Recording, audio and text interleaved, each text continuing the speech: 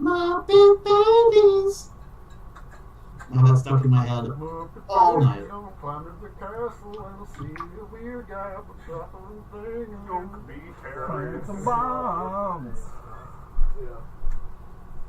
Gonna plant a bomb under a bridge. You gotta sneak past the guards. Okay, yeah, so, I don't know if we need to roll for this. Let's just, we can just recap. Or not Trist. I based the character off of Val Valentine, off a guy in that Star Wars podcast called Trist Valentine. Or Val Valentine can, just recap for you guys, but whatever you want. Actually, no, I'm gonna have you guys recap, I think. Okay. So anybody who remembers, go ahead. I do want a short introduction of everybody, just so I can get it clear in my mind again. Okay.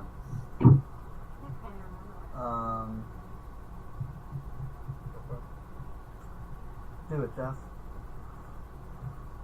Spirulina. I don't remember everyone's names. So. Barbylina. Alright. Spirulina. Tito Totino. Knit. Fat boy. Gregory. Fat boy at large. Jaggery. Gregory. Knit Jagger. So Spirulina, give me a brief description of Spirulina. Okay, so what's his name? Brom? Brom. Okay. We all followed Brom on his adventure to his secret treehouse? Clubhouse. And the mercenary guy was there. And he Val Valentine. He bullied me in the International sex group. giving him the change of the guards itinerary thing. And then what happened after that? Well, before the story, okay, so he just sent give me... us on a mission. Okay. He sent us on a mission to go onto the castle grounds and plant things. He called them screw tops. Plant screw tops. They're screw caps. What are those? You have no idea. He said they would heal the castle. So we all decided to do that, right? Yeah, but he was gonna give you 20 gold. Like nothing. So, give me a brief description of Spirulina. She's kind of momish, but she's the oldest. But she also kind of loves the orphanage and thinks that like nothing bad can happen there. Mm-hmm. Also has severe halitosis. Yes. What about Grom? Do I have to give his? Oh, Brom. Oh yeah, I was just gonna go through everybody. Yeah, Brom is a 13-year-old boy from a different land. He's Karnath. yeah, from Karnath. He's just kind of a jerk. He isn't maliciously actively bully people, but he ends up bullying people just if they're in his way. You're absurd. He just wants what he wants. So yeah, he's kind of a jerk. Fair Makes enough. sense. And he's always hungry too, right? What about shit, is that Kenny Loggins? That's it. I couldn't remember it. Yeah, he's a scrawny red-haired kid. Nobody likes him. He just steals people's toys and sits on them. He like squirrels them away, right? Yep. Does he have different places throughout the city? Because you're just old enough to be allowed like free time in the city if you want to go out and do it. Does he just have like supply caches throughout the entire city? I guess it's mostly around the orphanage, but yeah, there have been times that he's outside the walls and he spots toys. Okay, awesome. Toys. Which will bring us to Jaggery. Jaggery is a twin brother. His brother Is it Geoffrey, Jeffrey? yeah. From another orphanage, just compulsive liar. He's 11 years old, scrawny. Lot going on with his nasal passages. I also have alopecia written down. Yeah, he does have alopecia. He's mostly bald. Cool. Which will bring us to Mitt. Mitt is about 7 years old. Another scrawny, red-haired kid. Kind of sickly scrawny. Not very smart, not very good at anything, but is very, very curious of how everything works. And Including his butt. right, yeah, he what Because he was always that? has his hands in his pants. Right, he always puts his hands in his pants. He never washes his hands. Doesn't he smell them? No, he doesn't really smell them. It's just, he's just that kid that always puts his hands in his pants. Okay, I also have written down jam hands. Yeah, jam hands. He sticky. constantly has like kid jam hands. And like there's a Kool-Aid stain above his upper lip. Oh right, it's like permanently like red. Yeah. Like you can't tell if it's a rash or if it's just like a Kool-Aid stain. He just keeps licking his lips all the time. Yeah. He just constantly asks why. He's a chronic bedwetter. Awesome. And which will bring us finally to Tito Totino. Tito Totino is a 9-year-old chubby boy. He has Who Val Valentine thinks he's a girl. yeah. He sweats excessively. He always tries to pocket excess food, so he'll never be hungry.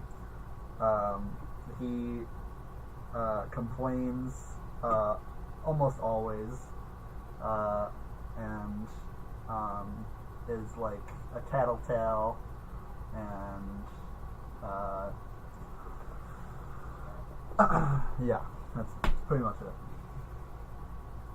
So, the scene ended last time where Val Valentine had just pushed you down a trap door, shut it and locked it on you. The camera goes down to you guys as Mitt finds a stick and just starts bang, bang, bang, bang, starts hitting everything in the abandoned warehouse that he's in. The camera slowly pans up through the floorboards up to Val Valentine, who's just locked the door, and he squatted down, shaking his head, and goes, "Oh my God. It's fine. Look, they're not gonna get hurt, right? They're sweet kids. Dumb. But nice, I guess. It's a simple task. No, they'll be fine. I don't know if they can do it. They don't seem very smart. But if they do, we can move up the schedule by hours, maybe even a whole day.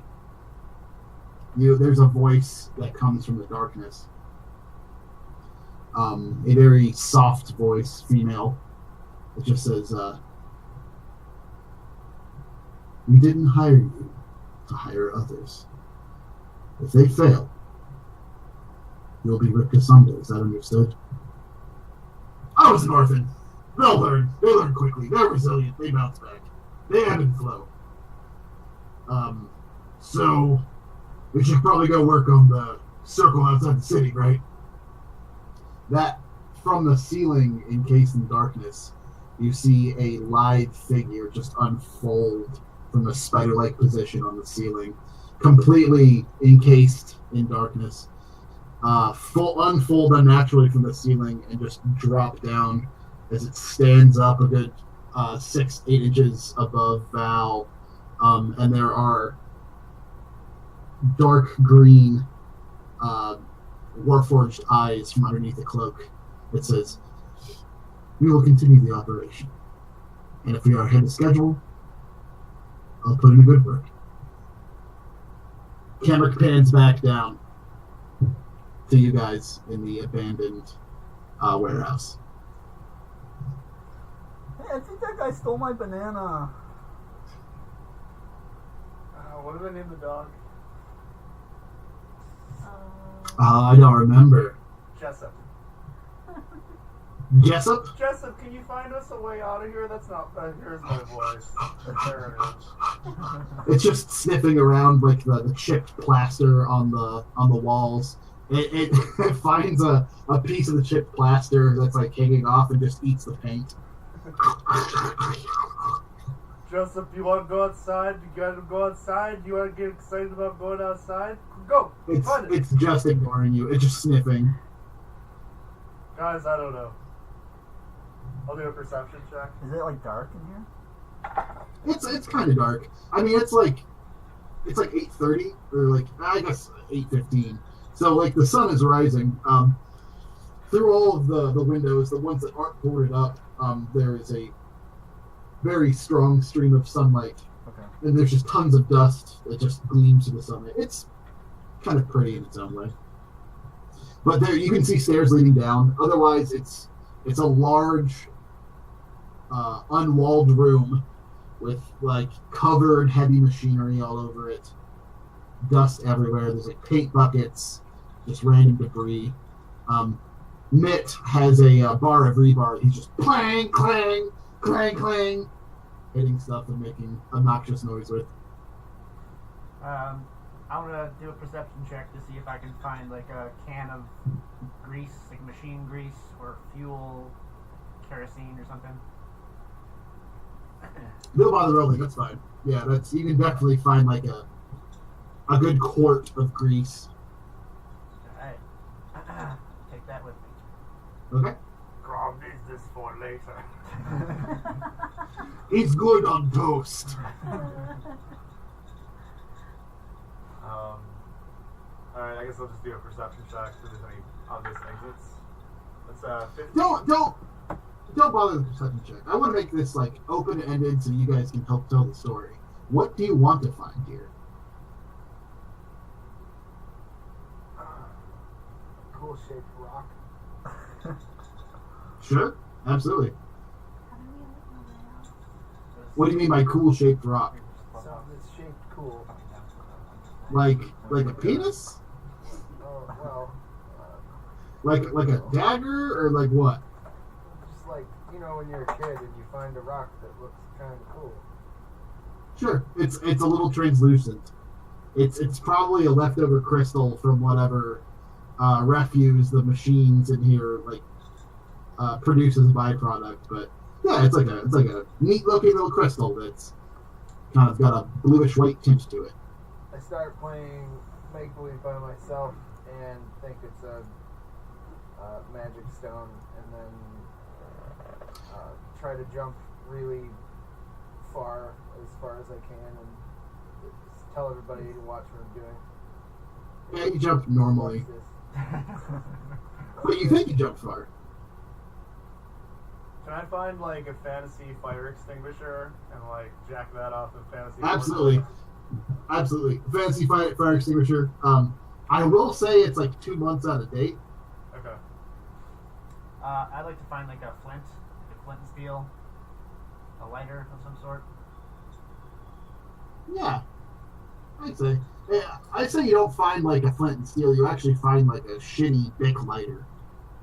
Alright. You're not. You shake it, you hear just a little bit of inside of it, but it probably doesn't have a lot of gas in it. But yeah, you can use it. Are there any like old rags that I could? There's tons of old rags. Okay, I'm gonna pick up a big one and tie it around my neck like a cape. Awesome. Can I find like some ball bearings, like marbles? Yeah, sure. I'll say there's like a little small packet of ball bearings.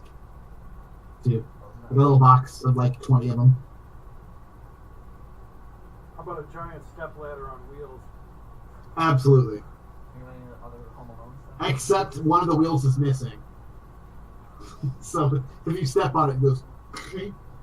Are there any mouse traps?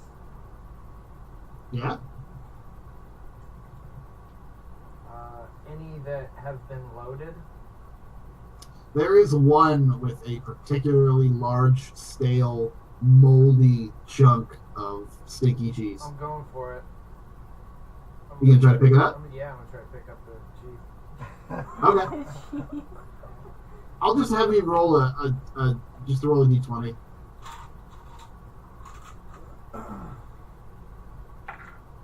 It's a 3 minus 1, which is a 2. No, it snaps, and there's a large sound throughout the warehouse that echoes off the walls, and just you hear. I don't know what Mitt would do. Would he just start crying, or would he like?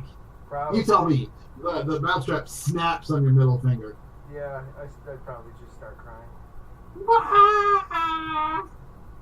It's still stuck to my hand though.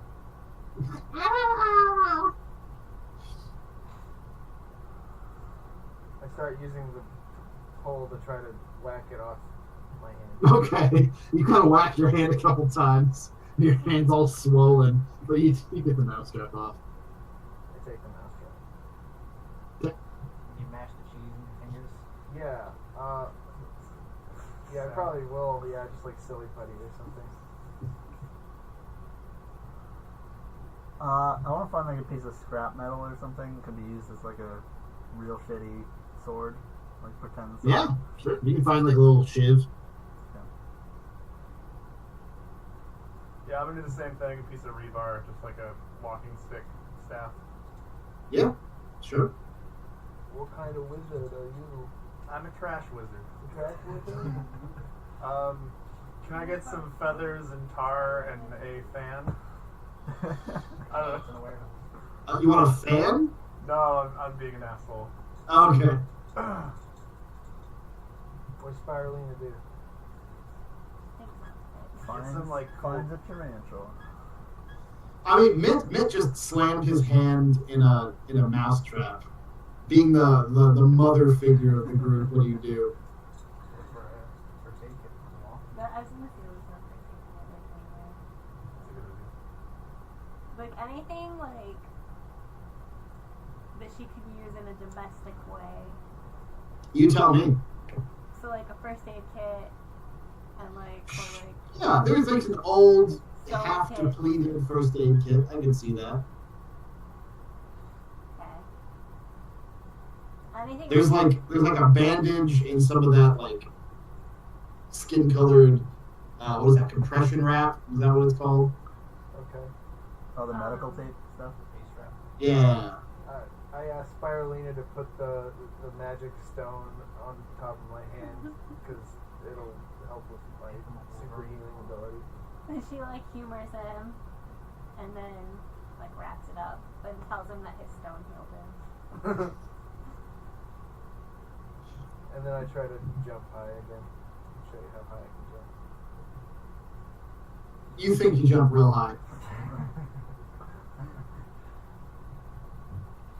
When Spirulina tells you you're gonna build a family cake someday. Keep whacking shit with a You hear a thump from up above in the attic. Boom, boom, boom. Do the thing! You hear screams through the trap door. Why? Silence.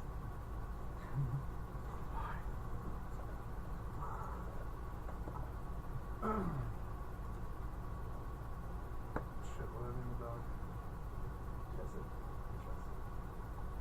Jessup? Yeah, I guess I'll just try to find a way out. Yeah, no, there's stairs you can find that lead down. Through more, I say as you guys are going down, you find all these things, because there's multiple levels. Like about 6 stories of just empty warehouse that's crumbling crumbling in on itself. Do I find anything that I can make a slingshot out of? Hmm. So, didn't we say this was like a wig factory? There's like wigs. Yeah, sure. I want. Spirulina definitely I want wants like. a wig. Yeah, I want a wig for sure. Okay. What's your wig? It's like a basically a bowl cut. I was gonna say. Like a big, Like Mo Yeah. from the Three Stooges. yeah, exactly. Because it's just like really out to the sides. There's a ton of hair stacked on the top of each other, and it's just a nice bowl all the way around. Awesome. Barbylina wants to find a mullet. Yeah, absolutely. There's like a half-made mullet where it's just bald, like a receding hairline, but you can find it just discarded in a pile of grease. Gregory's been digging like for minutes through different crates, and he finally finds white dreadlocks and puts them on. It's not like white dreadlocks. It's like human hair that was harvested and put into a wig that hasn't been dyed yet. It's like Whoopi Goldberg dreadlocks. And it's like whitish gray. Salt and pepper. Or maybe it's been sitting in the sun so long it just got bleached. Right. Dingy, anyway. Dingy dreads. Are there any like bands of elastic? Yeah, sure. I take it. As far as like a Y stick for the slingshot, I don't think there'd be like a stick here with that kind of thing on it.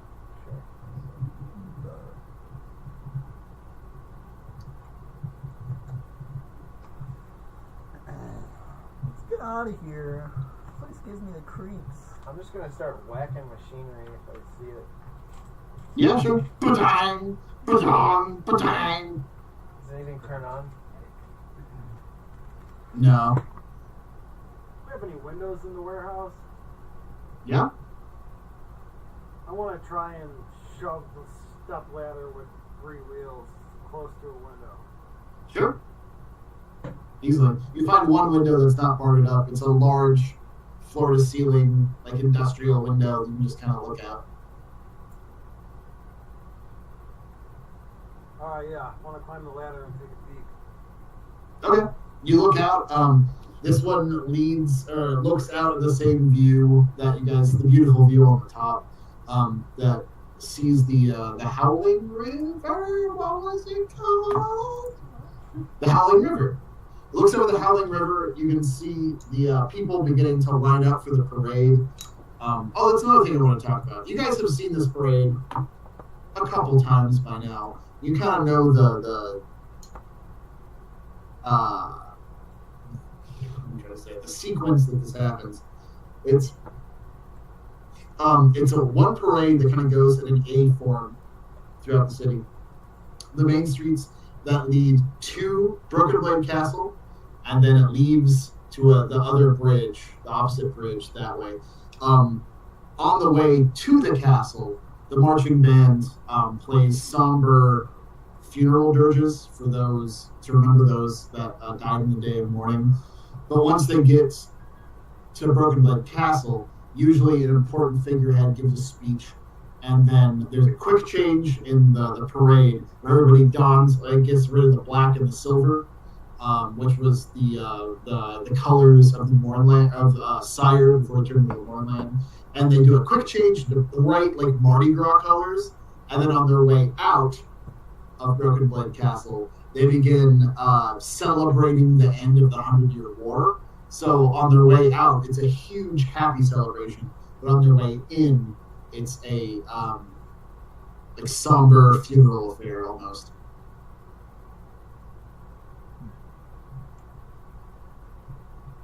How close are the people in line to the warehouse? A couple blocks probably. I want to steal the cool-shaped rock and throw it through the window. Uh-oh.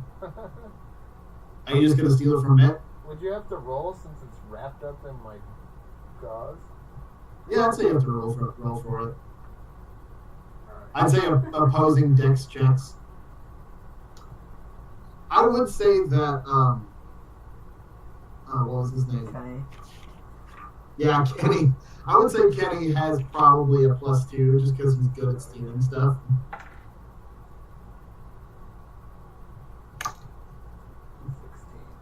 13. Oh no, Mitt. Well, Mitt, what do you do? He grabs for the super stone. I stare at him I drop whatever I'm doing, stare him directly in the eye, and then just start screaming for like 5 seconds.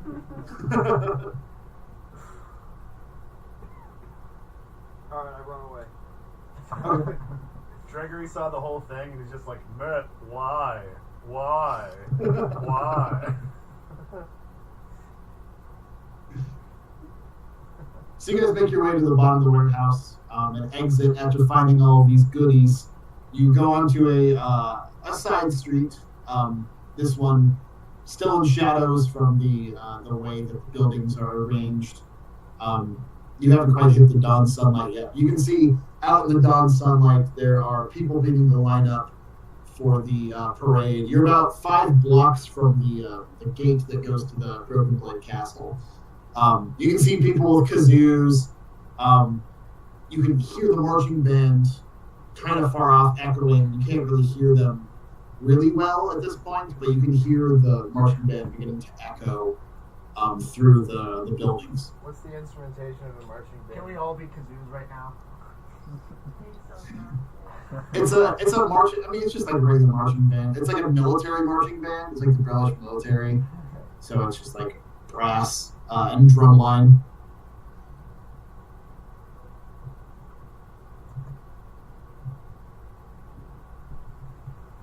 You said we can see it? No, you can hear it. You can't see it. Okay. It's echoing from blocks and blocks and blocks away. I guess I'd probably just start running in the direction where I hear all the commotion. Okay. You get to the main street. There's probably, 3 or 4 people deep, lining up on the side of the main road that's closed. You can't get into the road because of the parade. From here, you can see, you can just barely see the tops of the bridge that the marching band is going into.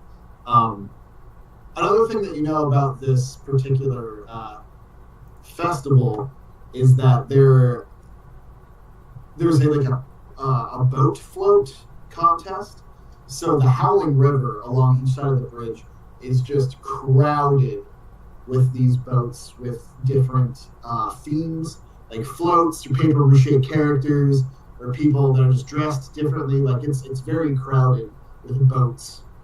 You can see on the very bottom, because once the keynote speaker gives a speech, the tradition is that he lights a firework, the biggest firework display to kind of symbolize the day of mourning, and then all of the floats on the boat, all of the floats, all the boats that are floating in the Howling River also let forth their fireworks displays, and that signals the trigger of the celebration of the end of the last war.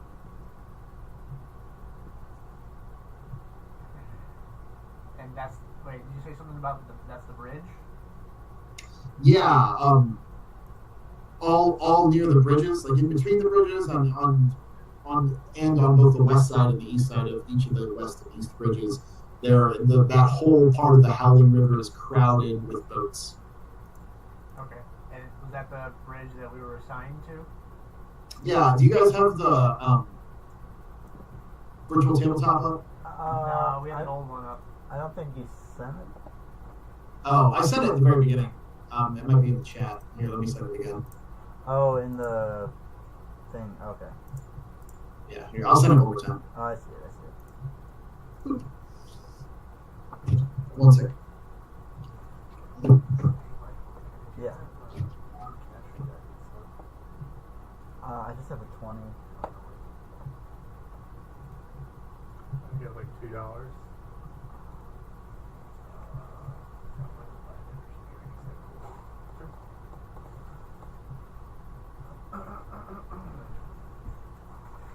Well, I mean, if you just took 20, does that work? Yeah. Right?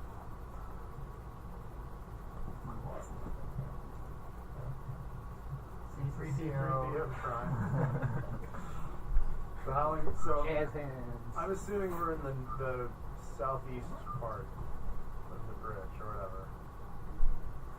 So from his description, it starts on the left bridge to the west.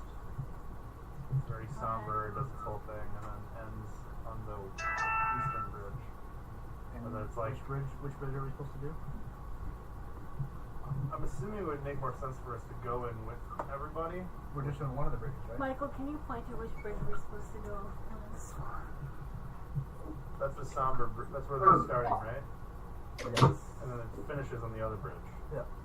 Woo!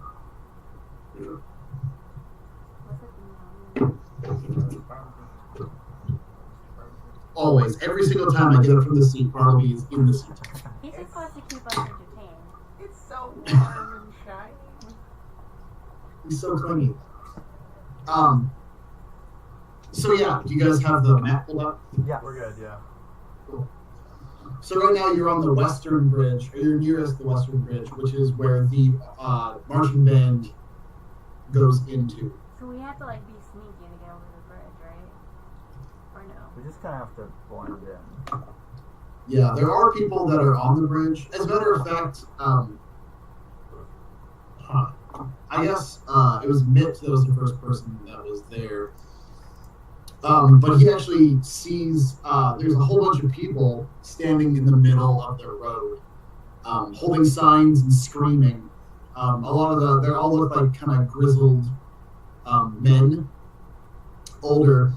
There's probably about 15 of them. They're all holding signs that says "Sire deserved it," and Breland doesn't condone, Breland won, Sire lost, get over it. And they're all just like throwing up signs. It looks like they're protesting the remembrance of the people who died in the Mormon. They all look like Brelish veterans that are just like, fuck, sire. The Brelish capital shouldn't be celebrating the failure of another nation. We won! Get over it! They're all just Trump supporters. And you can see some of the rote guard are trying to disperse them, but they're all just like sitting down and doing like non-compliance, just not being violent, but they have to be dragged off one by one as they're screaming. Some of the crowd is saying yay.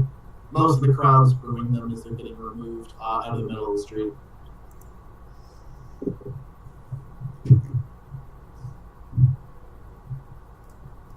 What would you like to do? Are we like on the grounds now? Like around other parade viewers? Yes. Oh.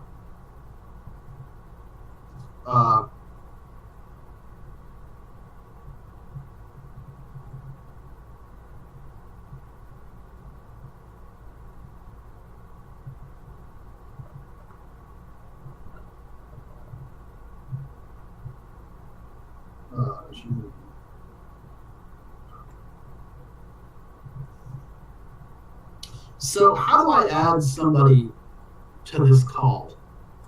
I have his Gmail address. Top right corner, there's a little like person with a plus. Oh, okay. Cool.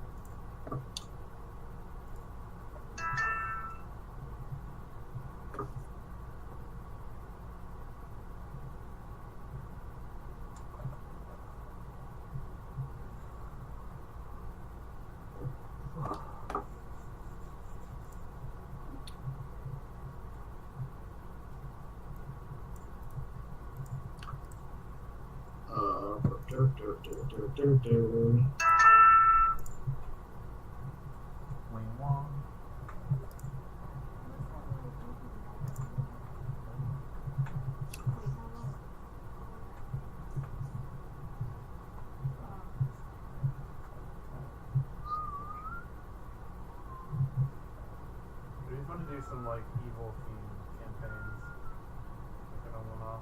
You know what I mean? Yeah.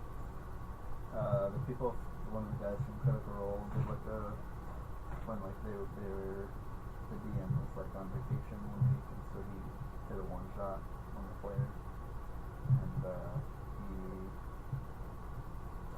he did an evil themed like one-shot where they were all like rogues and they're all infiltrating a play a bunch of Gerblins trying to like fuck shit it up in a town or Yeah, something. yeah. It's cool though, because at the end, like he gave everyone, all the players, like their own, like, they had a mission, but they all had their own, like, ulterior motives. And so at the end, like, they all ended up, like, betraying each other. It's cool. That's good. Interesting. Okay, so what we can that figured out. You guys are among all the parade goers. There is the protesters in the middle as the road guard is trying to ripping them from the middle of the street. But the marching band is still blocks away. There's a couple of government officials that are handing out flags that are double-sided. Like one side has a black flag with the Syrian symbol on it, and if you turn it over, it's got a big, giant relish flag. They're also handing out a few of those like drawstring poppers, like confetti poppers, just to everybody. So is the parade going through now, or? It's a few blocks off, and they're making their way to the gate right now. From what Val Valentine said is that they should reach the gates at 9 a.m. Okay.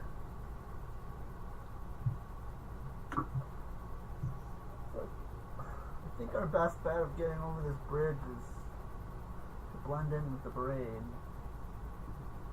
So we don't really want to have any tourists kind of stuff, like the flags. You said the colors were black and silver? Yeah, that's the Syrian colors. The warehouse have any spray paint? Yeah, sure. There's a few cans with a little bit left in it.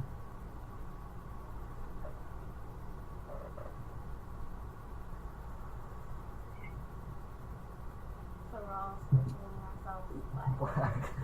Oh, we have no spray paint. Like our clothes. Yeah. Maybe we should go up a few blocks and try to see what the parade looks like so that we can try to blend in as best we can.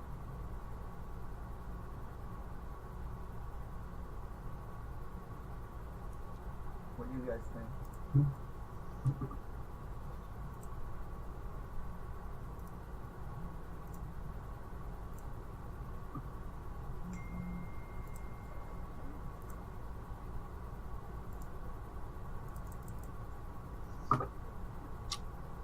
What about drums of oil? So, say what? What about drums of oil?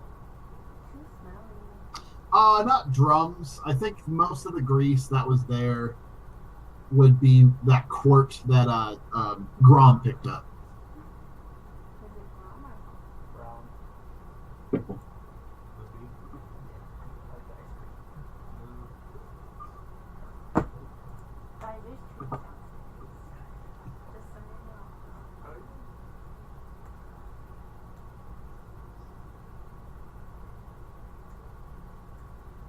Video game playing Josiah wants to follow the parade and go with them.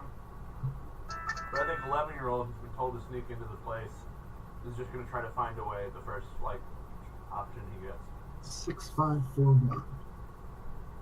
6541. Is anyone invited?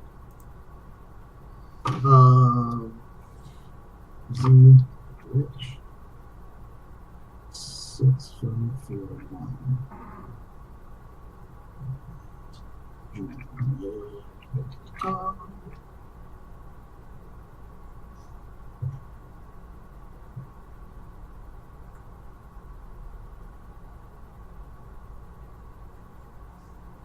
So he hasn't received anything yet. I don't know why.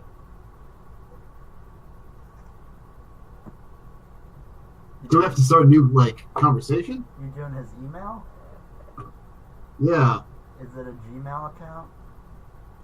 Yeah, it's zrich6541@gmail.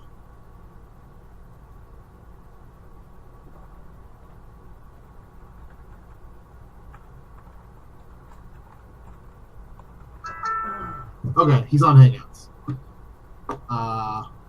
So let's see if he gets it.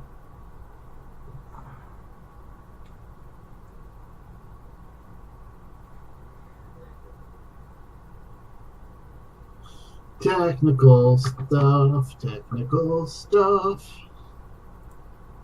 I guess it's good because Dave ran to the store. Oh, is that right? Say what? I guess it's good because Dave ran to the store.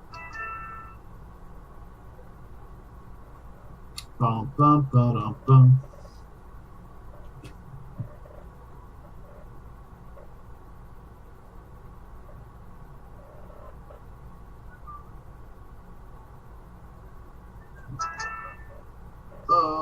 He accepted the chat. Accepted the chat. Mr. Cold.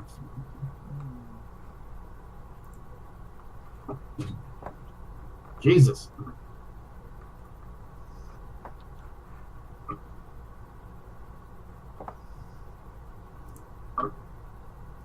I'm so confused.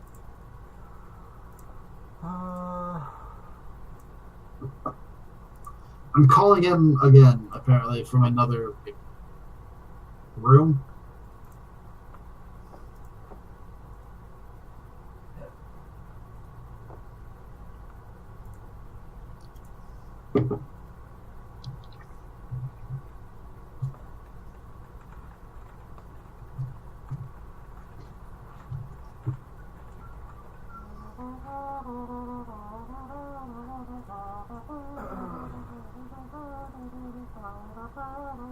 Okay.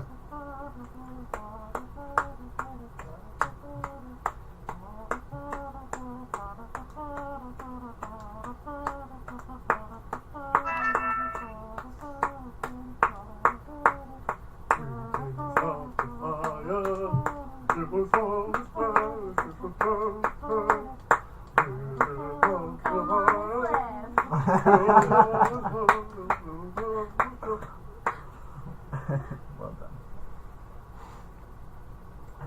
That was my parade to Zeus.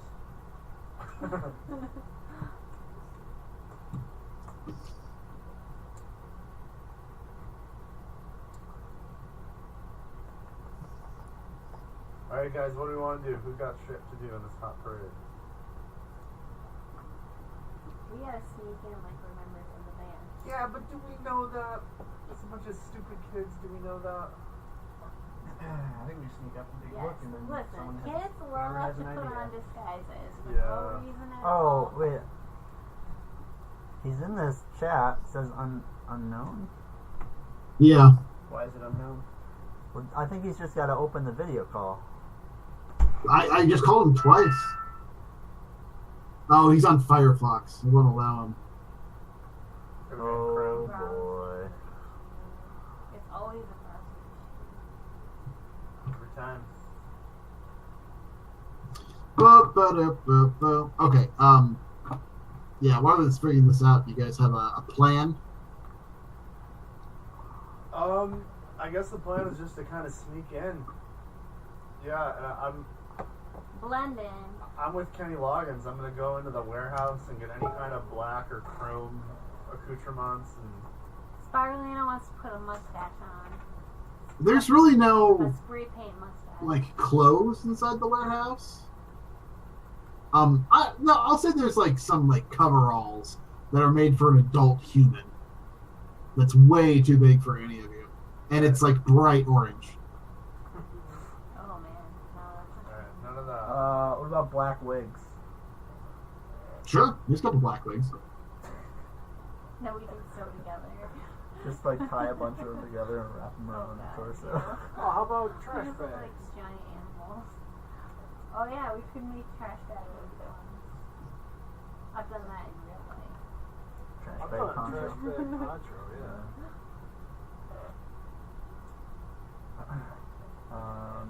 Trash bag uniforms, those are easy to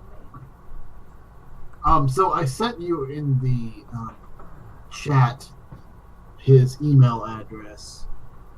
Does he have a working webcam? Like, can he see himself? He's just not in the call at all. Yeah.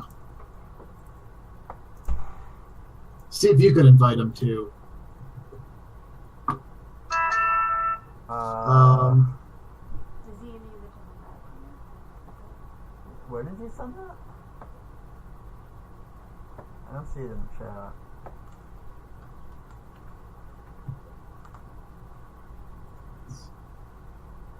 This guy has his Google in German because he reads German. Oh boy. And he sent me a screenshot of the error message that's in German. Oh boy. I think he also reads Russian too. Oh, But I don't know. See if you can invite him. Did you get gummy? yeah,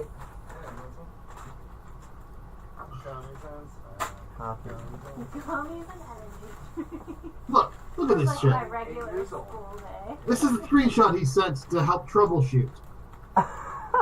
It's in fucking German. He's like, what, you don't know German?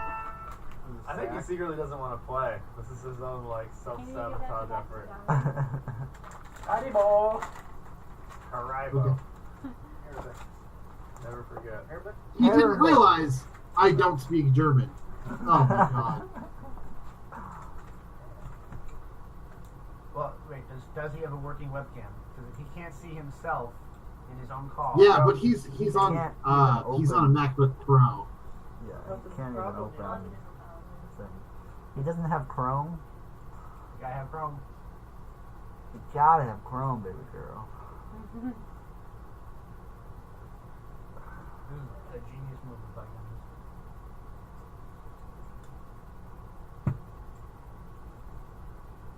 Let's take a $5 really quick while we figure this shit out. Let's keep this going. Yeah.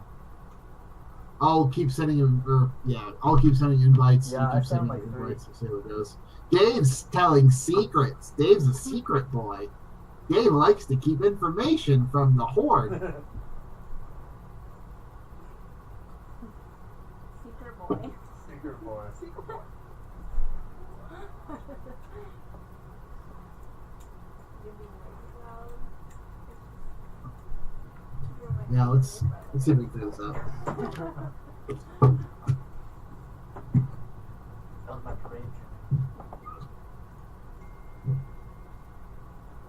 He's installing Chrome. Yeah, he is. 10 years too late.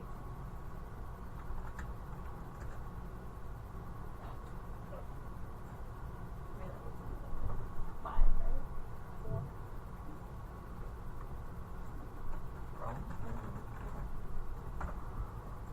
Like 10 hours. Are you? Oh, wait. Dave, you're way too good at winking. It's so fast. Money laundering 101. See? The need for blood is... The need for blood is very good. Available in your basement today.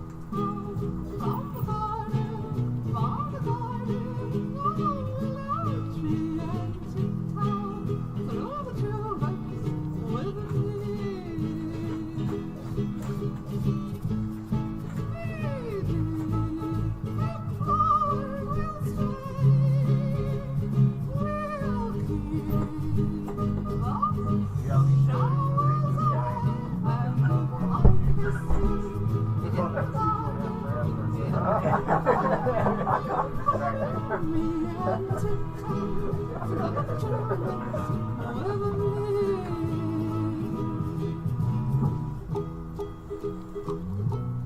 you're in Chrome right now? Okay.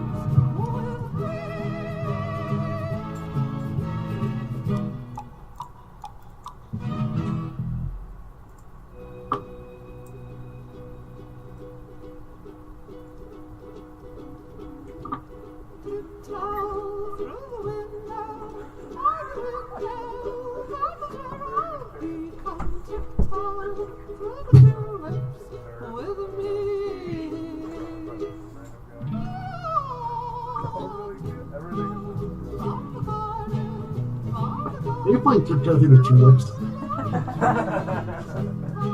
I was talking to the cousins. They're blasting Tiptoe Through the Tulips. I'm video calling you right now. Okay, let me try. I'm calling you again.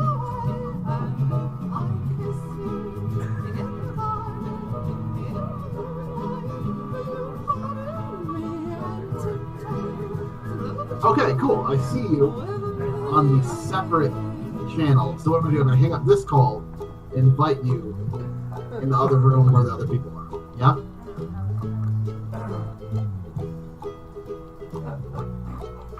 Talk again. Yes. Cool. So I'm going to hang this up. And invite you. I sent you another invite.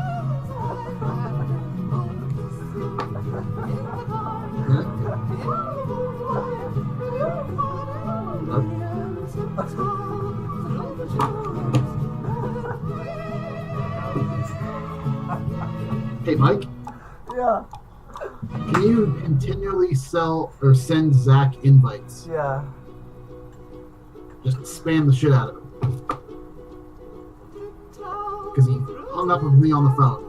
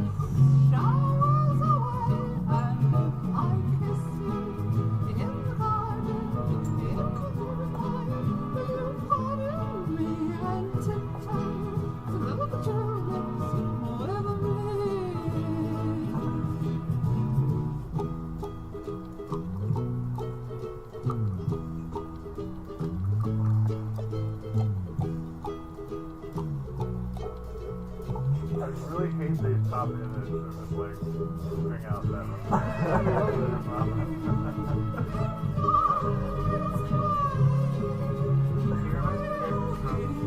Yeah.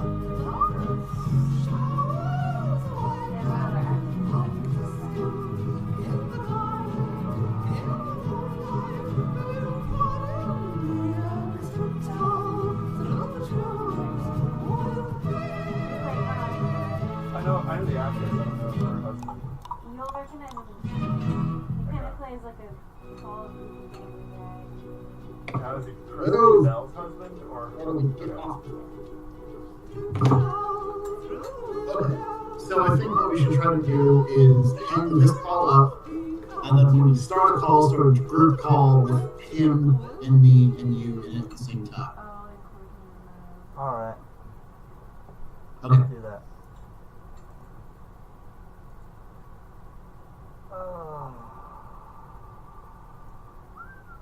name's Dax Shepherd.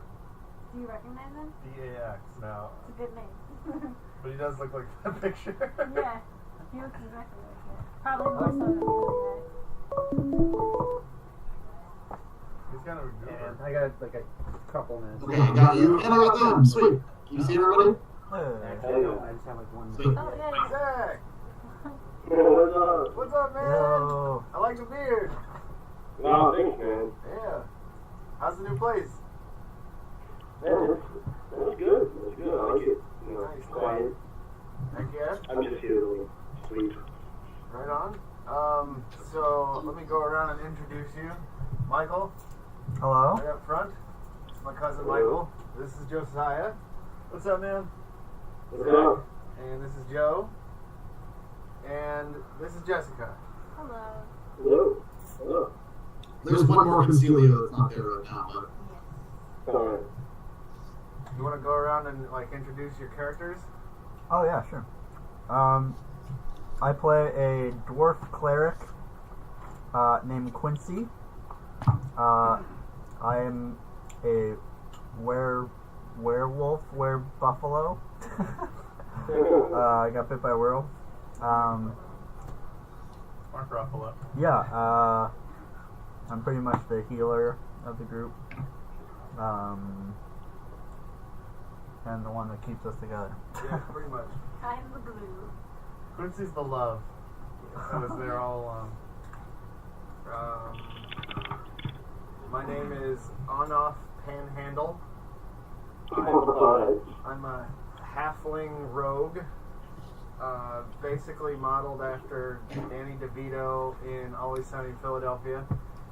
Yeah, I remember you told me that. I'm kind of just a chaotic piece of crap.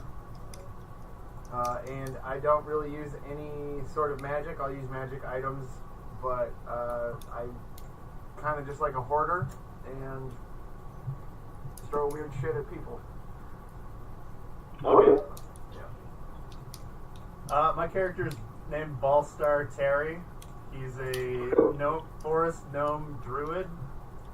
And the way I kind of set it up, he's kind of like an orphan Amish kid who like had an option to kind of go see the world like before he comes of age to like take over the forest that he's in charge of, and just kind of just ran with the people he went with. So that's why I'm chilling with these fools. So I do like animorph beast shaped stuff and a little bit of magic. Oh, cool. So I'm a human fighter. Yeah. Great sword, bow, kind you're a of. human accountant. Right, my character's name is Alan Greenspan. And so I do all the lawyerly stuff and, bookkeeping. But you're also like the biggest presence on the field too. Like physical combat? Yeah, maybe. Yes. My character's Barbylina. She's a Drow elf. Or a Drow warlock, my bad.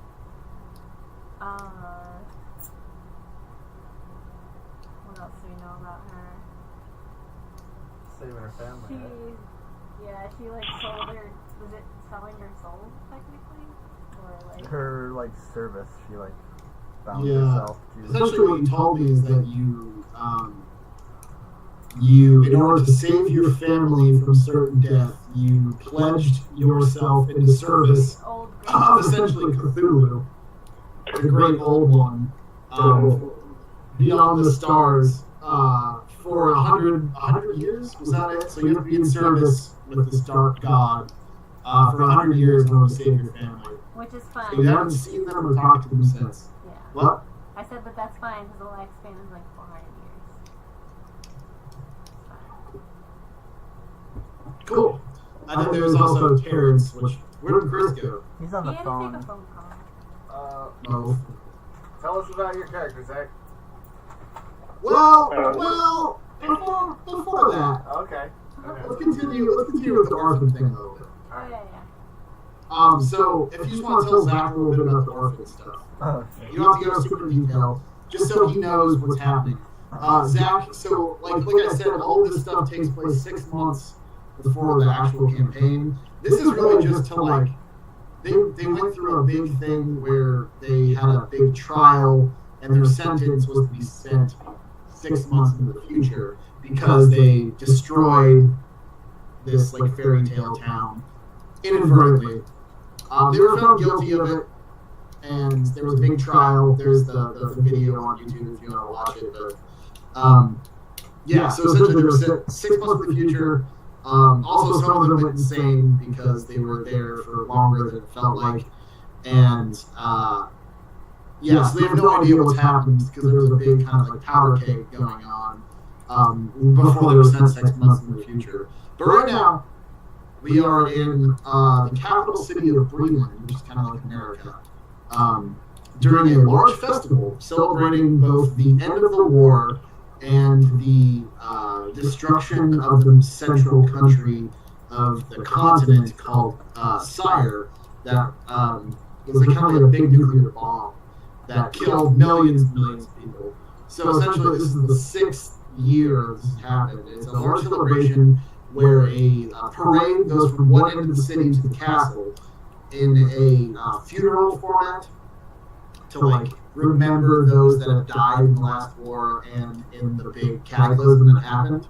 And then once they reach the castle, they do a quick change into bright colors, and it's a celebration of the end of the last war on the way out. And these orphans are kind of caught up in it. So if you guys want to like summarize what's happened with the orphans so far, because I don't think he knows anything about that.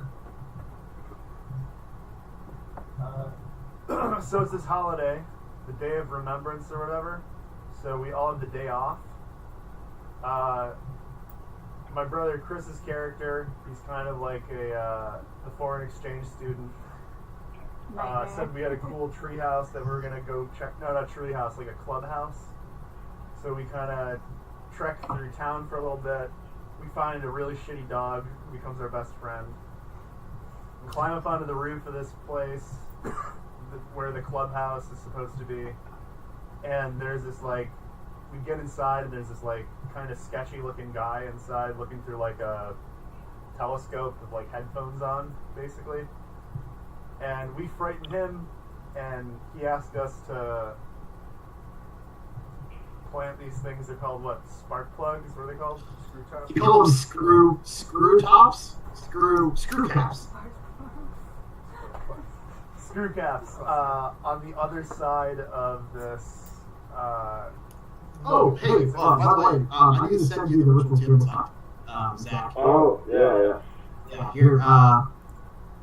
So this is all live. This is kind of like how we use this as our table to like see where we are and everything. So we send this to you. Just click on this in a new tab, and it should open up. Okay, cool. Let me check what mic I'm using real quick. So you can't hear me as quickly. Where did all the minis go? Did all the minis?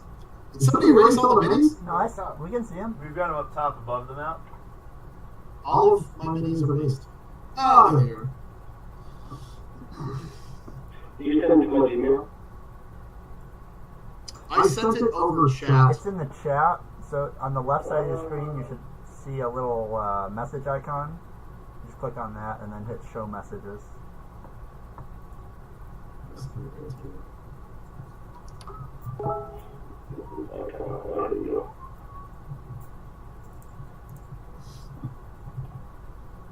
So yeah, keep telling them what's happening. Yeah, we had this sketchy conversation with this sketchy guy who told us he'd give us 20 gold if we go put these screw caps in the wall of the castle. He basically told us it's gonna fix the castle if we like plant these unknown objects in it. So that's what we're going to do. We're trying to sneak away in while this parade is going on this Day of Remembrance thing.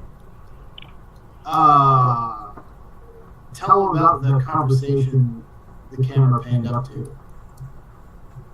Oh, as we were leaving,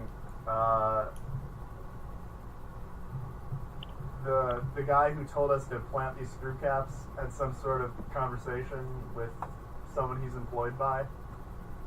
Something along the lines of like, you're supposed to do this, you're not supposed to hire people to do this. Okay. Right? Yeah, Then there was also, I think we that's can move up the timetable. Well, we should go set up the runes outside the city. And it was a robotic entity that Oh, was that's right. disguised on the ceiling. Warforged? Zach, this is my cousin Chris. He's the best. Hey, Chris. How's it going? Chris, tell him about the thing around your neck, because this is awesome. See it? Yeah, what is that? Oh, yeah, what are those? What are those? It's they're just iPods. Is that what they call them now? Yes. I touch. Yeah, I touched. We're taking part in a study with one of the state universities, and they just require us to wear this, and it intermittently records audio of what's going on around. It's probably like voice detected, so you're probably going to be recorded for the remainder of the night. And But the best part is in this research study, they're going to listen to us playing D&D. Yep. Boom. That's cool. That's really in cool. incomprehensible spurts. You want to explain your character? Is that? Oh yeah. I wish I could remember my last name. I had a last name. Oh. Trotterbottom. Trotterbottom. Yeah. Oh wait, have we moved on? No, No, we're just just- talking about our main character. Oh. Yeah, just tell us that. Yeah, no, Terrance is a high elf wizard. From my character sheet, it says I use polysyllabic words that convey the impression of erudition. Also, I've spent so long in the temple that I have little experience dealing with people on a daily basis. But I am extremely powerful, and have been basically taken over by some kind of like deep magic that I have from like an artifact glove. So there'll be some interesting things happening soon. But right now, you're still oracles. Zach hasn't come into play yet, but we'll get to that. Right now, you guys are looking upon the bright morning inside the capital city of Freeland, waiting for the marching band that's doing a funeral dirge to enter into this. Zach, do you see that map? Yes. Okay. So right now, you see the central island, which is where the castle or the king Yeah. resides. Right now, they're just outside the western bridge, and they're waiting for the marching band to go across the bridge, so the drawbridge is open to let them in, so they can place the screw caps on the castle itself. So right now, you hear the marching band a couple blocks down, doing the funeral dirge in like a drum line, very somber. But there's a whole bunch of people lined up, and in the middle of the road, there's a whole bunch of protesters protesting this parade that essentially says like, "Sire lost, Breland won. We don't need anyone." Like protesting the remembrance of the people who died in Sire, pretty much. Which they're guards coming out and like taking them off, but they're trying to block the parade. All right. There's maybe like 15 of them. So yeah, what do the cousins do? So we've reached a point where like we can't go any further. You can. I'm just setting the scene for you. You can continue down to the gate itself. You can sit here and watch. There's a couple of government officials that are hanging out two-sided flags. One side has the black and silver of Sire and Remembrance, and the other side, much bigger, has the British flag. You can wave once the celebration begins. We were contemplating like trying to blend in with some, like, Yeah. Do we head back to the warehouse?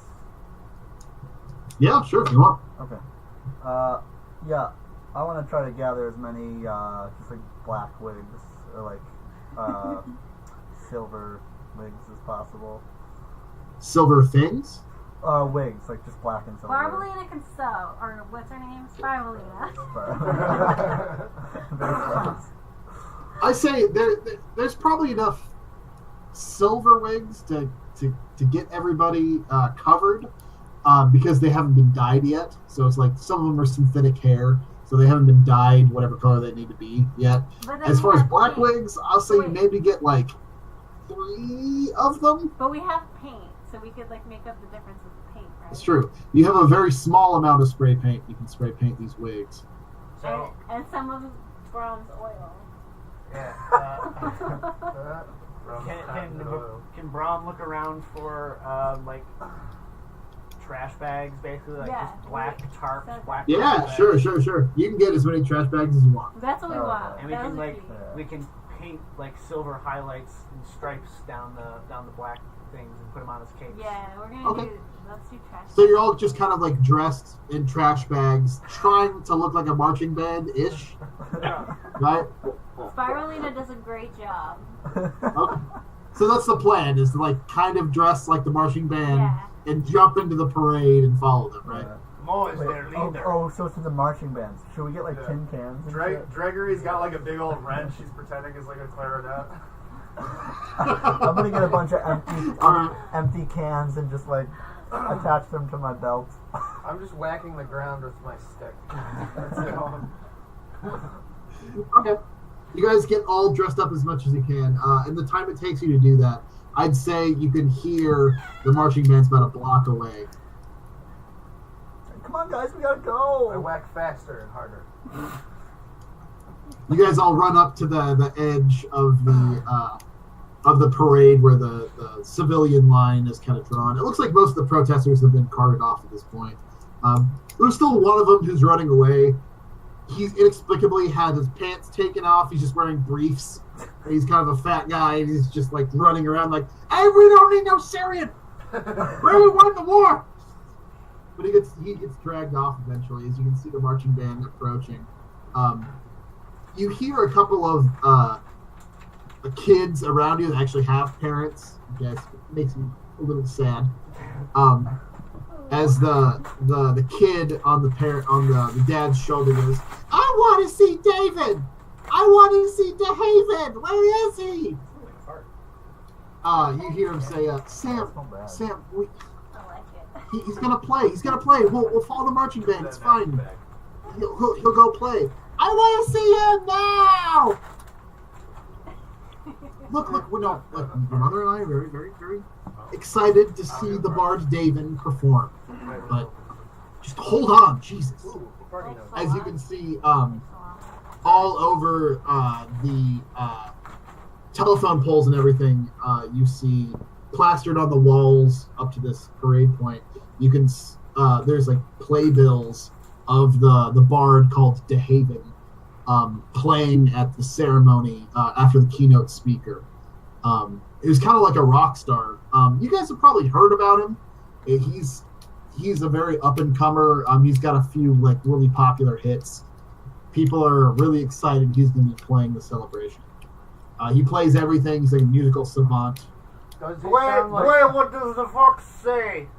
Does he? That's definitely one of his hits. That's Yeah. his biggest hit. Does it say- As a matter of fact, that's the hit he's going to be playing after the keynote speaker. But does his voice sound like Josh Groban? His voice is magically altered in many different ways. What does the fox say? Anyway, so that happens. The marching band is very, very close. What do you guys mind? Are there guards anywhere around here, or are we kind of in a before there? There are definitely guards, except they seem to be preoccupied with the protesters at this point. The protesters kind of outnumber them maybe 2 to 1. And they're all being detained at this point. Trying to get them out of the middle of the road so the marching band can get through. Are there any holes in the bass drums? Yeah, sure. Like a porthole? How big is Yeah. the hole? Big enough for a 7-year-old to fit through. Alright, I'm gonna try to time it because I have my rock that can make me jump fast or jump far. I'm gonna try to dive head first into a base drum. I think you should get a. I think you should get a placebo effect +1. Yeah. The marching band is right in front of you at this point, playing a funeral dirge, all dressed in black and silver, big silver plumes on each one of their large hats, playing pretty much what's the funeral march, or like hymns, just. What? Can I time it? Try to time it where the person playing the bass drum hits the drum. That's when I try to run in to the porthole. You're gonna have to roll for it, but yeah, Absolutely. sure. I'd say you're the most excited about this, so you can act before everybody else. That is. Do I have a plus or minus? Do you think Mitt would be good at this? Not necessarily. But you get a placebo. Okay, I do so have a no plus or placebo. minus. Yeah, I do have a placebo, so it's a fake 12. That's real. The marching band continues forward. You kind of wait for the bass drum line to come on, and you break through the barrier, run, cannonball yourself, and slam into a bass drum player that knocks him prone. The crowd kind of, oh, you're still dressed like a trash bag spray painted with silver. You guys all see Mitt jump into the marching band and like tuck into a cannonball, slam to a bass drum, and knock over a poor bass drum player. I said, quick, let's use this as a distraction. Just keep walking. Let's make our entrance, you guys. I grab a Okay. piece. I want to grab a piece of grass and make myself a little like horn. Okay. You guys all attempt to meld into the crowd. With the colors you're wearing and your size, you guys do manage to kind of like blend into the marching band. However, the poor... What's happening? I suggested it at the I don't know. I've heard of that. Elijah Wood. Where's it from? Doesn't really roll off. You ever had Elijah Craig, John? Queen City, like on Elmwood. Top Plaza. Did he hear you? Can you hear me?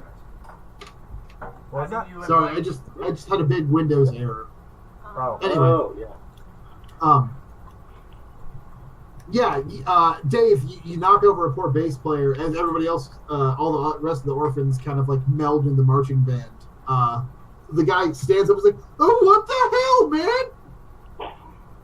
Why? You just ran into me. What is that about?" No, I didn't. But It smells come on. He's about 2 or 3 steps out of line at this point, and he's like a Barbylina military has a band, Band-Aid so he on it. needs to be in step with everybody else. He just picks you up by the scruff of your neck and pushes you forward into the band. He goes, "Keep in line!" As he runs up to the back of the line and Oh my god. keeps his rhythm. It's a, Why? it's not bad. He doesn't respond back. You're amid a forest of adults in black and silver heraldry Okay. that is playing a funeral dirge as you guys are all blended in to the marching band. I'm just gonna try to hit the bass drum as much as I can. Okay. Boom. Put it up. Boom. Boom. Put it up. Boom. Boom. Boom. Boom. Bang. Bang. Bang. Stop.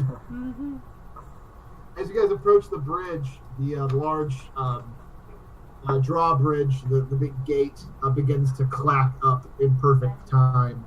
As soon as it gets just above adult height, the leader of the band just scoots under it, his feather just being taken by the height of it. It begins to ascend as you guys begin to cross the bridge. You see this bridge, though, surrounded by all of these boats on the howling river that are colorfully decorated and waiting for the celebration to begin, all with their own fireworks. The boats nearest to the bridge let out a large hooray as everybody's waving and throwing up black confetti. You see about 300 feet in the middle of the bridge, there is an even larger protest being staged by these people who are anti-sire.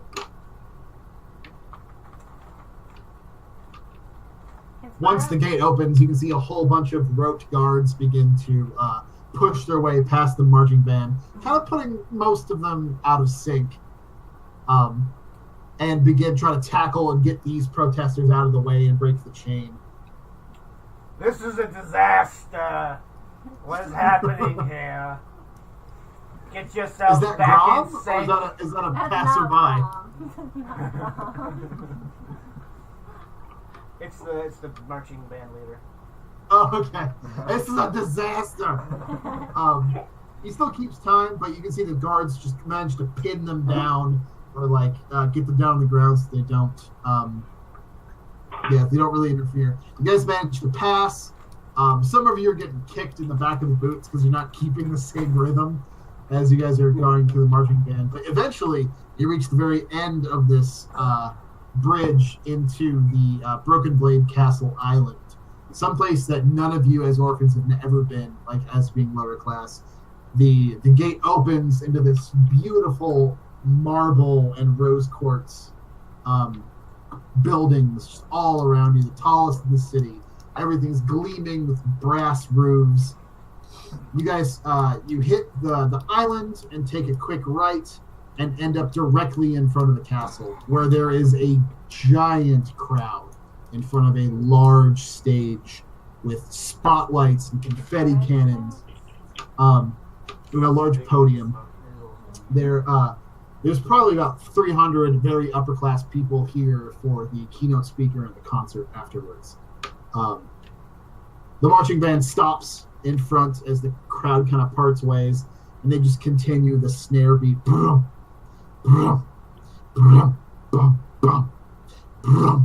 As soon as they continue that, the marching band hits a man in brellish colors, yellow and gold and white and green, comes onto the stage. The crowd goes wild as he begins his speech to that talks about the people who died during the Mournland disaster and how we should honor everybody, not just those that are of the country they live in.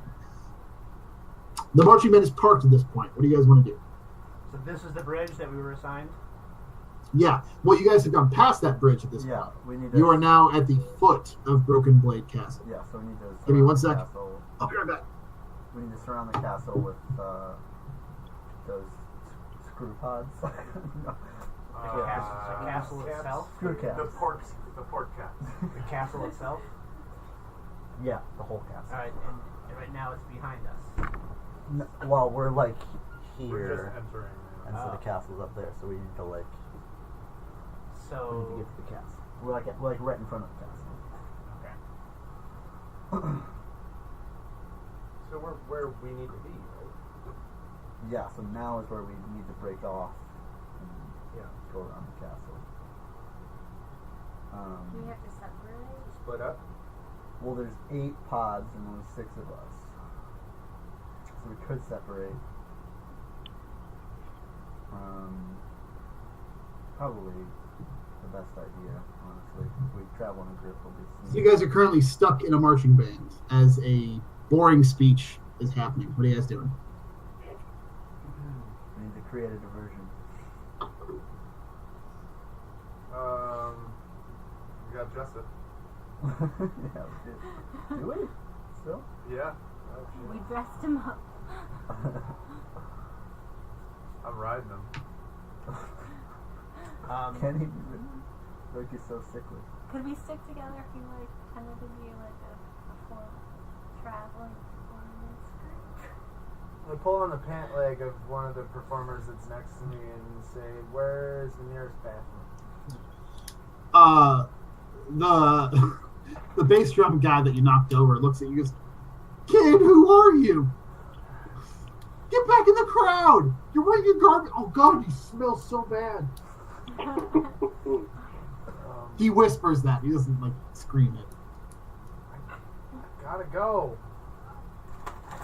I guess you could behind the stage, maybe. Okay.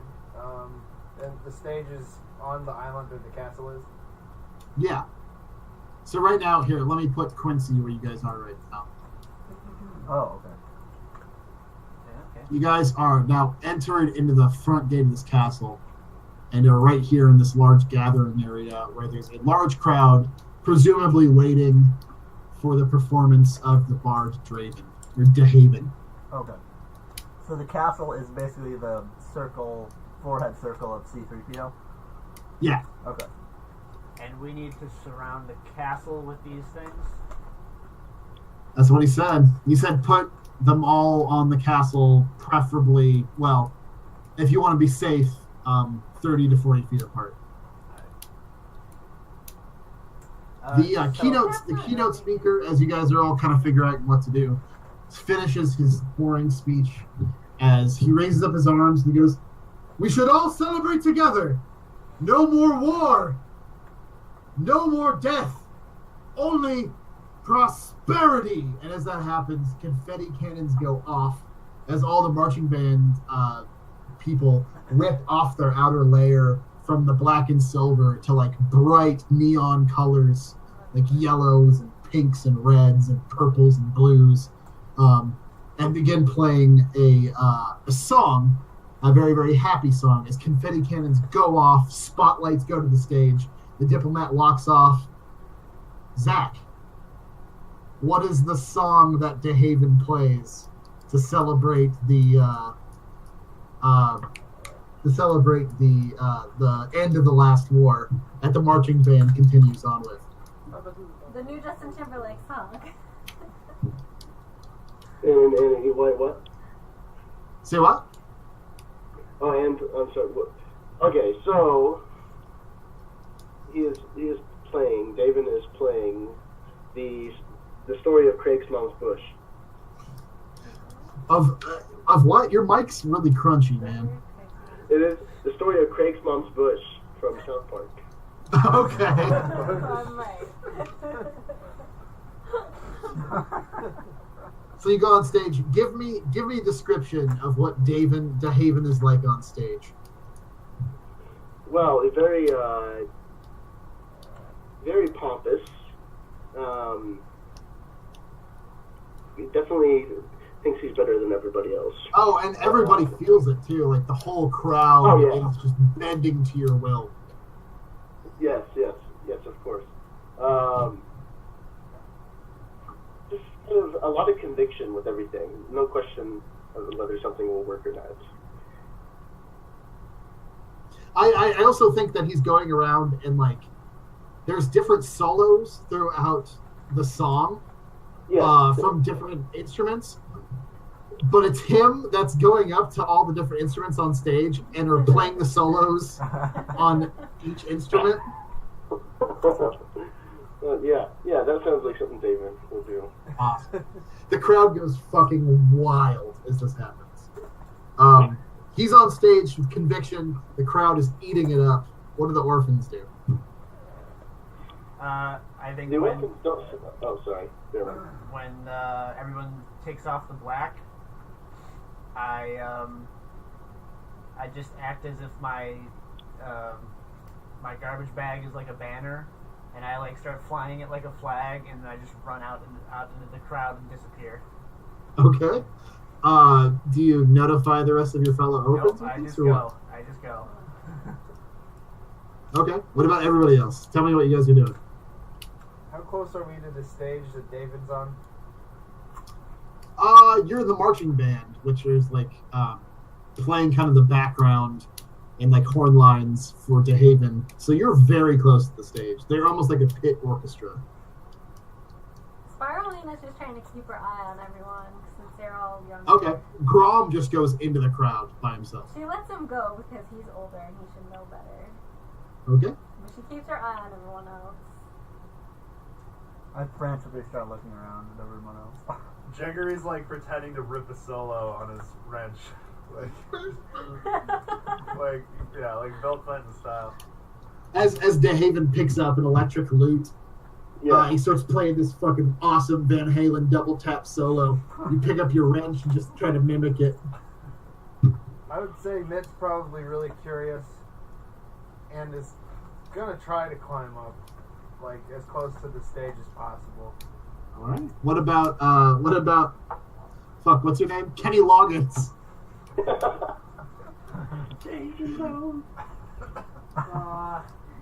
So I have my particular screw cap. You're carrying the whole bag of screw caps. Oh man. I'm gonna take that bag to the nearest hideaway. All right. Everybody splits their own directions as soon as the Haven gets on stage and begins like just rocking the shit out of the crowd. What's left is Spiralina looking at Tito, who's looking at all the orphans who just break off into the crowd as both Tito and Spiralina have a panic attack. John, Spiralina's watching Kenny Loggins over here. Okay. You definitely take note of where he goes as Tito feels just, I don't know what to do. Spiralina has anxiety as everybody just like gets ADD and starts going to different directions in this giant crowd. And that's where we'll end the Muppet Babies for tonight. You guys want to take a quick 5-minute break and we will go back to the original storyline? Sure. Cool. Zach, we'll be back in 5 minutes. I don't think I need to tell you anything. I think I told you everything you need to know over the phone. I think so. Okay. Are you using a different mic? It feels like I can hear you better when you have a different mic. Really? I didn't think I switched it. Let me just compare. Right now, I think I'm using the mic my Bluetooth speakers are connected to. Okay, you're a little crunchy. Really? Crunch. Alright. That's still crunchy. Might be Yeah, it's very crunchy. good. You're really trebly. You have to like really enunciate if I can understand you. Oh. Okay, well, I can try the internal one. You might be able to hear keystrokes, but I'm not playing the league, so. Yeah, right. We'll see what that says. Alright. This is better. Any? Sounds the same. Sounds the same? Yeah. Huh. Still the same. Well, yeah, this is my headset mic. Okay, no, it'll work. It's just, it's a little trebly. No worries. Can everybody hear it all right? Yeah. Sounds good for us. All right. Take a quick 5 minute. We'll be right back. Cool. How's it going, man? Hey, Dave. What's up? Teabag. You want a teabag? Oh, I did. Yeah. Thanks. Is it chamomile? Sleepy time? No. Moroccan mint. Oh, exotic. Very I nice. can't find my hookah. I have that up too. Ah, I love that spearmint tea would be super I always easy to move my find. hookah. Spirit great. Who do you think you are? So you guys are all in Buffalo right now? Sans John, of course. Yeah. Yeah. Okay, great. Is it hot in Buffalo? It's pretty nice. It was pretty nice today. It was like kind of cloudy and little muggy. a little rainy and a little muggy, but it was like 73, I want to say. But we're gonna have a couple beach days coming up. Oh yeah. Okay. What's it like in Colorado? That's where I was born. Awesome. Yeah, it's been more humid than usual. I'm not a fan, Yeah, but it's not Colorado's too never bad. humid. Usually you have droughts. No what? I said usually you have droughts there, right? Usually have what? I'm sorry. Droughts? Droughts? Drugs. Drought. Yeah, Droughts. we do. So I guess the rain's been nice. Definitely. Cool. Yeah, it's like usually cooler up here than it is, in Kansas. But not a whole lot of people have air conditioners, like or central air. Yeah. So, yeah, I've just kind of come to terms with being wet just a lot of the time because I sweat profusely. Man, dude, like, I got a window unit for $120. Like, Nice. it's not that much. Heck Not yeah. cheap one. I've got a window unit in my room, but everywhere else, like in the house, is just kind of torture. Yeah. But yeah, I'm gonna smoke a quick cigarette. I'll be right back. Yeah.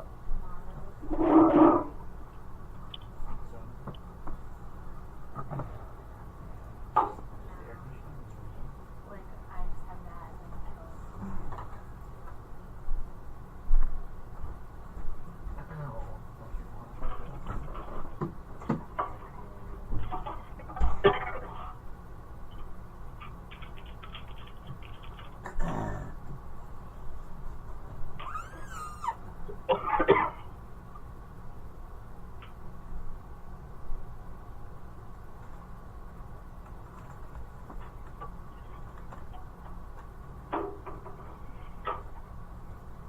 Anonymous?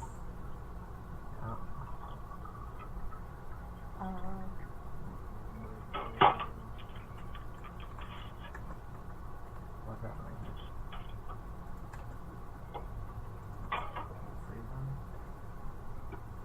Joe, how was the crisp? Pretty good. Any room for improvement?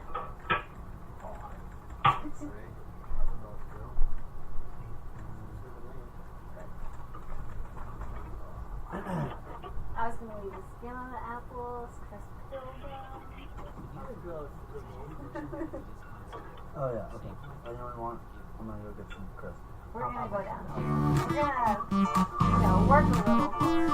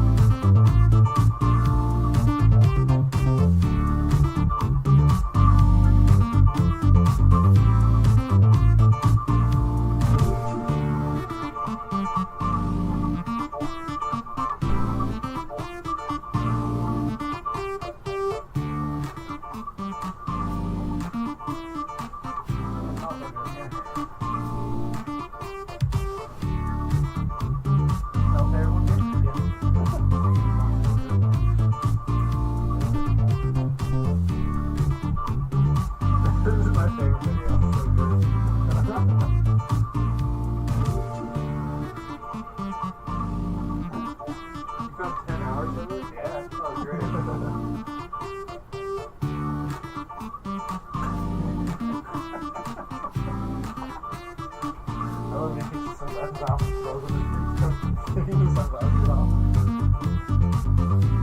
There it is. Keep throwing them on the ground.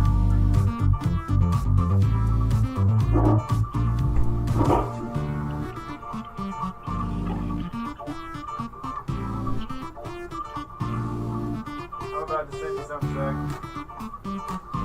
What? I'm about to send you something. Alright, do it.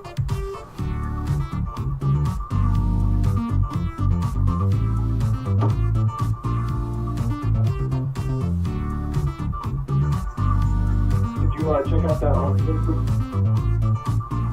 Check out the what? Did you check out that all-angles group?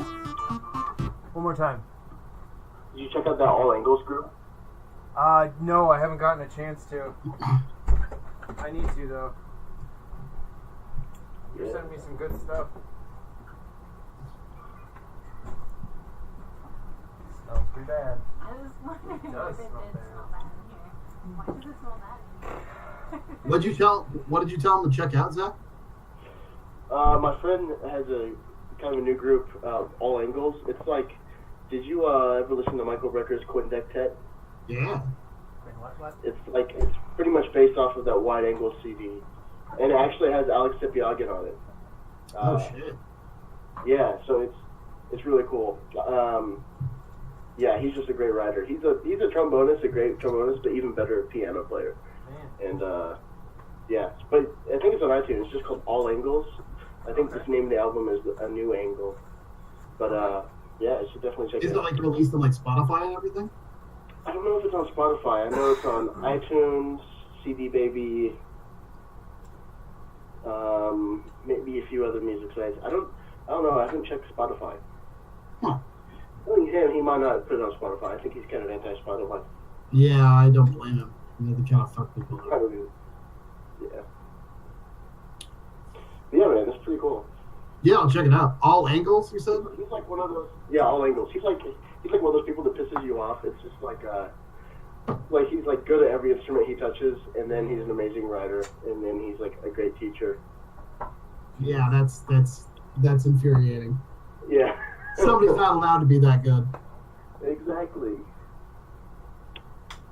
I know Josiah's His, not. his wife's from Buffalo, actually. Oh, Oh, really? no shit. Wow. Yeah. Where's he based out of? He is based out of Iowa, but I think he spent most of the time in Rochester because he went to Eastman. Wow. And then now he's at UNC. He's pretty much the head TA, even though we're all technically the same rank. He might as well be the head guy. Yeah. Did you say UNT? UNC. UNC, University of Northern Colorado. Gotcha. That's where you're at, right? Yeah, in Greeley, up in Greeley. Smells like cows. It smells like cows, really? It smells like cows. Yeah, there's a South Park episode actually where they make fun of it, and it's totally true. It just smells like cows. I cannot stand that smell. It triggers me. There's like a huge meat packing plant here, I guess. That's why. Okay. Did you ever go to Dodge City when you're in Kansas? No, thankfully. It's just that cattle crap smell. Oh yeah. Yeah. That's Greeley. That's the worst. Blood and smell, poop. dude. Have you gotten used to it? Oh yeah, that's all I got used to. It's only once a week, if that. It's only when they do the blood burning, I think, or the blood. Oh god, that's so gross. My I have a Every friend who I single go single redneck I talk to is like, well, I think it smells like money. Yeah. Like, well, That's what they always say.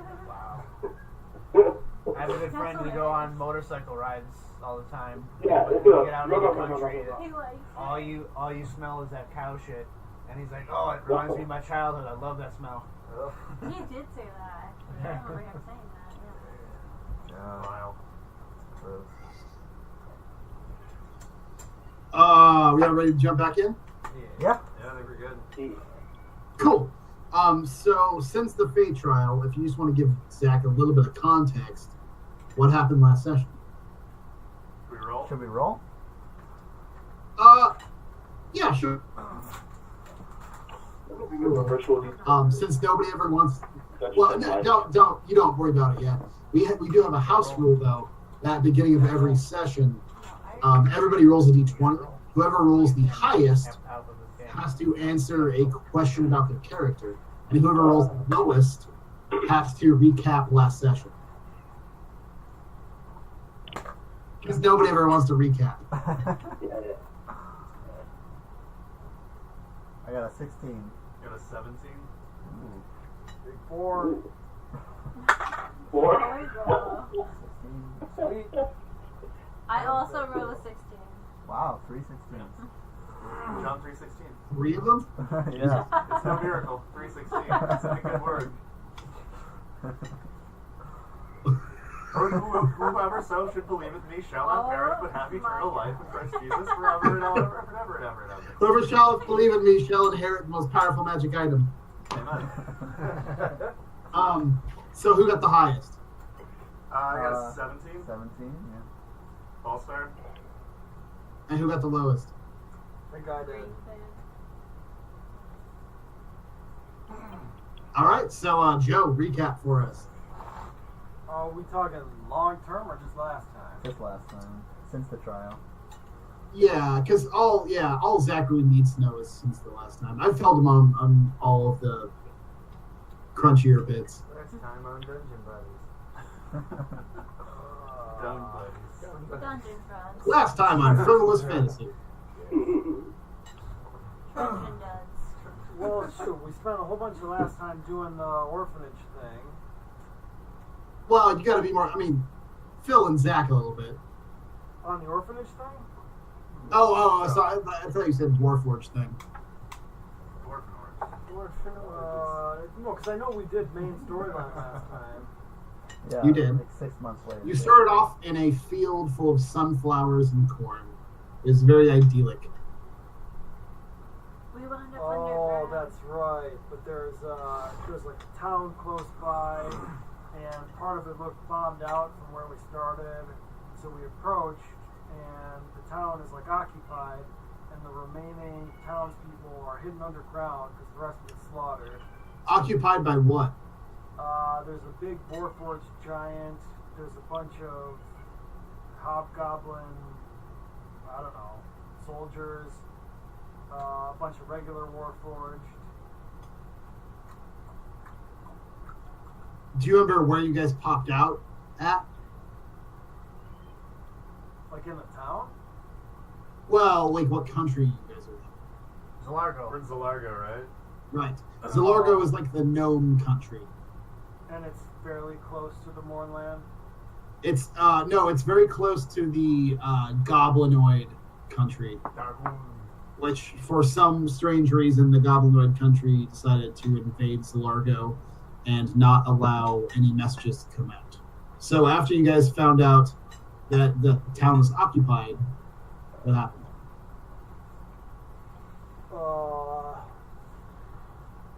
Well, we somehow snuck out a bunch of the people who were hiding underground. Well, before any of that, you found a little girl. Yeah, the little girl led us down through a tunnel to the people hiding. Uh-huh.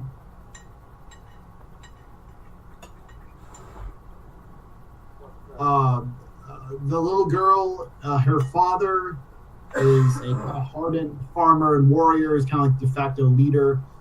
He has a really terrible leg break, so he can't get through the tunnel to get back out. There is a couple of other gnomes, and there is a high-ranking House Civis member there. House Civis being a corporation that is responsible for the communication. So like they can send out messages and like receive messages in real time, and they almost have like an internet thing going on where they have a complete communication between anybody else in this corporation and anybody who pays to have the communication as well. So he's a very high-ranking member who has access to powerful spells that as long as they relate to communication. But he cannot receive any messages or get out any messages for some reason we don't know. Last time we left off, Ballstar is still in the hidey hole where the survivors are still inside the occupied town, whereas everybody else is found a abandoned house, and they're kind of like watching around and looking at the occupied forces, and while keeping hidden. So, who wants to start off? Ballstar or the rest of the group? I'll go if nobody else. Alright, I'm just going to talk to everybody on the horn, the earring. So, guys, I think we should head out. Zach, they all have communication devices. They what? They all have like a little earring that they can use for like Bluetooth speakers to talk to each other, just so you know. Yeah. Okay. Train! That's Wait. really cute.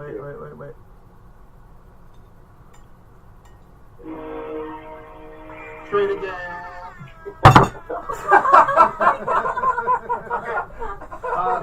Michael just dropped his iPhone 6 into a big bowl of apple crisp and ice cream.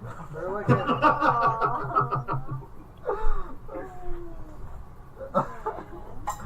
Just give it a good lick. As I was blowing the air horn. That button's gonna stick for the rest of your life. It's not on the button though.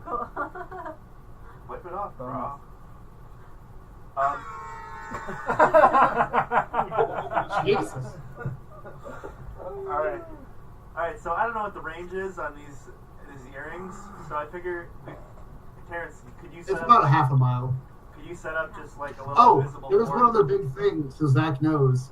It is a full moon tonight, Oh. Yeah. and one of the So- party is imminent to turn into a werebuffalo and kill everybody. Oh shit. Why werebuffalo? John asked me when I got bit by a werewolf what animal, what's my like spirit animal or whatever, and so I said it was like kind of like a buffalo, and so I turned into a okay. werebuffalo.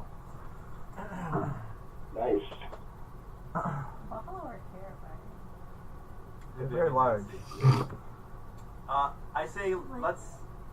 Terrance, can we set up like a little force field or something, hideout just outside the town? So... I propose an experiment. Sure. I will walk down the way from the village to the woods, and I will say, "Can you hear me now?" And then I will take a few steps, and I will say, "Can you hear me now?" And then I will take more steps, and I will say, You guys have actually, Can you you hear me guys have now? actually done this experiment before. The first time you went to Shard, and it was the exact same experiment, as a matter of fact. And the range is about a mile Okay. I just mean to like make sure for the communication. to get on the border while we're well within the clearance, like that we won't lose the signal. Just be out in the woods. So you guys did develop a plan last time. You want to relate that to Zach? Yeah, so we know that Quincy, our healer dwarf, is about to go apeshit tonight when the moon goes up. He's really hard and we've had to fight him a couple times, so our plan is we're going to escape with the other villagers that are stuck in this town while we leave Quincy there to transform at nighttime and just kind of fuck the town up. Once he gets beaten up and sent back to a dwarf state, I can communicate to our friends who have like a teleportation stone. This is getting real nerdy real quick. That's gonna teleport. Welcome to D&D. That's going to teleport Quincy's broken body back to us. I'm the scout. I can turn into an eagle and then fly away. And yeah. So essentially, yeah, we have two stones that one will teleport whoever's holding it to the other. And so essentially what we're going to do is I'm carrying one stone, so after I fuck shit up, they'll just use the stone and teleport me back to them.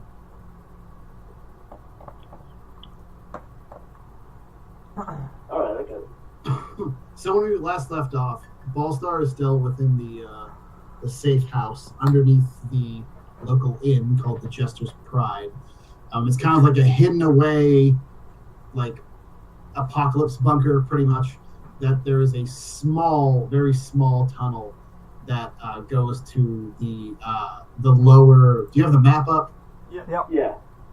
Okay. So there's this upper part, Zach. You see the Jester's Pride. The tunnel from the Jester's Pride tunnels underneath the moat to about where the number 4 is. And the tunnel is just big enough for a very small character to get through, and it's super claustrophobic. So really the only 2 people that can get through there are the villagers, excluding the man who has a very bad broken leg, Ballstar, and On-Off, who are all small characters. Okay.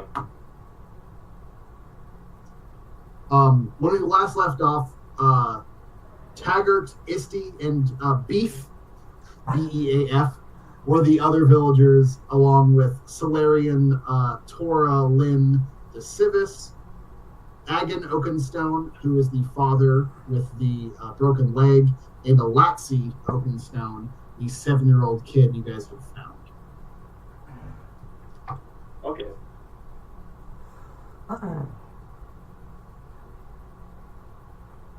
And they were all waiting for Ballstar's answer, pretty much.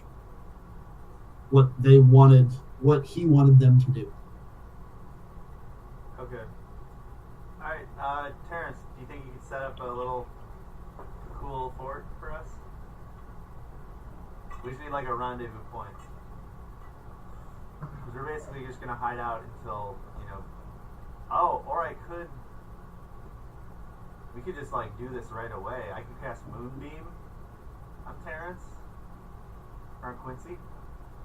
Wouldn't that just like double it up? Well, I think I could trigger it to make you just turn into a werewolf, and if you were willing... Buffalo Zilla. Right, so that happens, and then 4 hours later, night falls, and the full moon's there, and I do it again. Yeah, that's true. Okay. Alright, so we'll wait till nightfall. Also, I understand, like, what we're trying to do here, just kind of mess up the town. But, I mean, is that really what we want? Like, this used to be like a gnome settlement, like, these are people's former homes and shops and businesses. Like, It's just gonna be a bunch of gerblins and warforged. It'll be fine. yeah, but like, Perception check just to see if there are there's memories here and stuff, like. there's a gnome sign that just says "No nerds allowed." No nerds allowed? No nerds allowed. Nerds allowed. No nerds allowed. Oh. No, there's no... Well, what's your end game here? What are you looking for? There was no end game. Okay. As soon as you feel the werewolf or the buffalo inside of you, just run out in the open. Yeah, just like, that's on you. Like, it's like, you could be the Hulk, just take your pants off first. I mean, I spent my time alone in Valkenveld trying to overcome this, but take control of it. But when it takes over, it's there's no telling what I can do. I mean, I could just wreck a bunch of shops and not even touch a goblin. You know what I mean? Just tackle the nearest bro.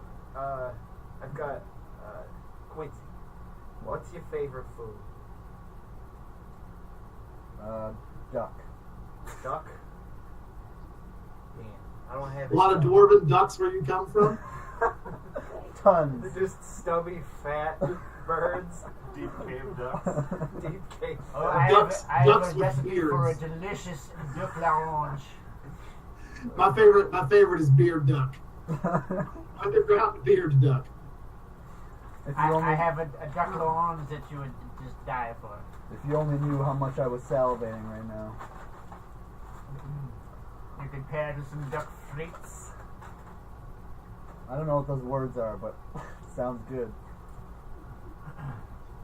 Ballstar, you get a gnomish woman comes up to you, early 30s, she approaches. She's one of the survivors here in the bunker. She kind of nods to you. She goes, "You're from the outside, right?" Yeah, how's it going, Ballstar? Good. My name's Isti Morris. I know you guys were on the outside of the walls. Did you happen to see anybody else? No, it's hard to explain. We kind of just appeared here a little while ago. You were some of the first people we've seen. The daughter of the chieftain man. Boy. Okay. Look, there's a man who could help us. A man named Drago. He's not a gnome. He's from here. He's kind of like the local hermit. He's a hunter. We think he served in the last war. He served as kind of our protector and kind of our builder of justice for 10 years. He's been here in Julkoun. Seems like he's doing a great job. Her face kind of hardens. She goes, "Drago does his best. He took the rest of the survivors in the wilderness, trying to find help. I was wondering if you came across him." We haven't seen him. You have no word of Drago? I've never met him. This is my first I've heard of him. She kind of like, her form kind of shrivels. As you can see, kind of hope is lost, and she just nods, doesn't say anything, turns away and leaves. We'll keep an eye out. We're sending help. First people we see. She just slinks away into her bunk.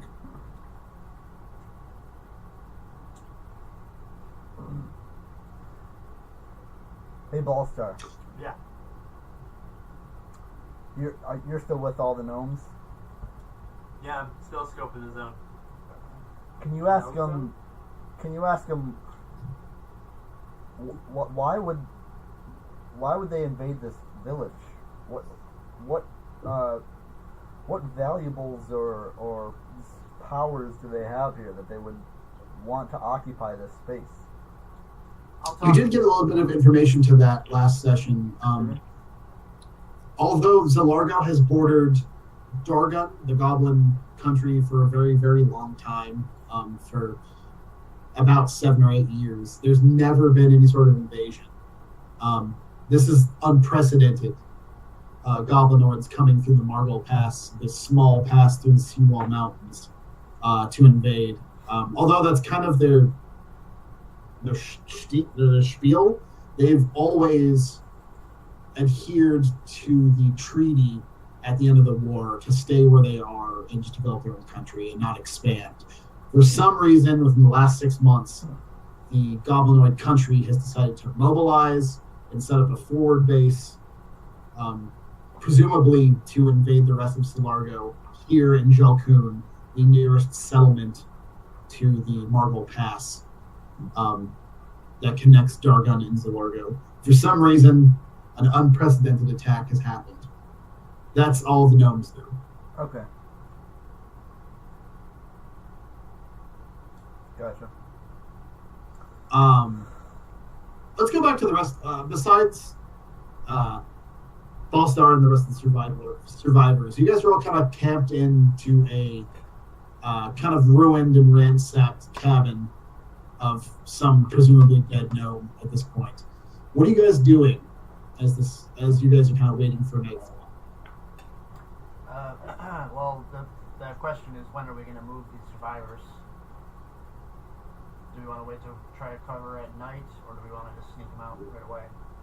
It's too risky to do them at night. While you're around. Okay, so we got to do that pronto. Is it stupid enough to have the girl guide people through the guard shift changes? I'm gonna try to talk to. If she knows them well, she's the only one who's been out, so I think she's the top person to do it. I'll ask around when you guys are done chatting. The Agan Oakenstone does not allow Alatsi back out. Oh, that's right. She's 7. It doesn't matter if she knows the guard. You were gonna She's polymorph them. she's a little girl. She's not going to leave. she's gonna stay here with me, okay? Sure. Alatsi kind of begins to protest, but Agan goes, "No, Alatsi, enough. You will not go back outside unprotected." I understand. Is there anyone else here that knows any kind of the rotation of the guard? I could use my magic to kind of cover you and keep you hidden. Alatsi speaks up. She goes, I could write it down for you. Just write it down. You wouldn't be willing to. My concern is we need to find a way to get all these people out of here onto our rendezvous point without being seen. I mean, Dad won't let me out. You heard me right. Am I talking to her privately? No. Agan steps in and goes, no, this ended this conversation. You will not let her outside unguarded. She may know she would write it down for you, but she's not going out there unprotected. Do you understand? Sure. No, I appreciate that. Alright. Yeah, I just have her write it down for me. Okay, she writes it down. Let's go back to the people in the cabin. Or in the main, not in the safe house. What are you guys doing? I'm getting real restless. I'm just saying, why the fuck doesn't he just knock out the dumb son of a bitch with a broken leg and then turn him into a fucking mouse? Take him. I kind of agree on it. It's kind of the sensible thing to do. Hey, Ballstar. Yeah. Why don't you just knock him out and then turn him into a tiny animal and then just take... Can you polymorph? He'll only be an animal for an hour, though. How long do That's we need? more than enough time. If you polymorph him into a rat, Yeah, you just put him in your pocket and then get everybody out. exactly. Knock him out first so he's a knocked out rat. That's what I'm saying. So he's just a limp rat.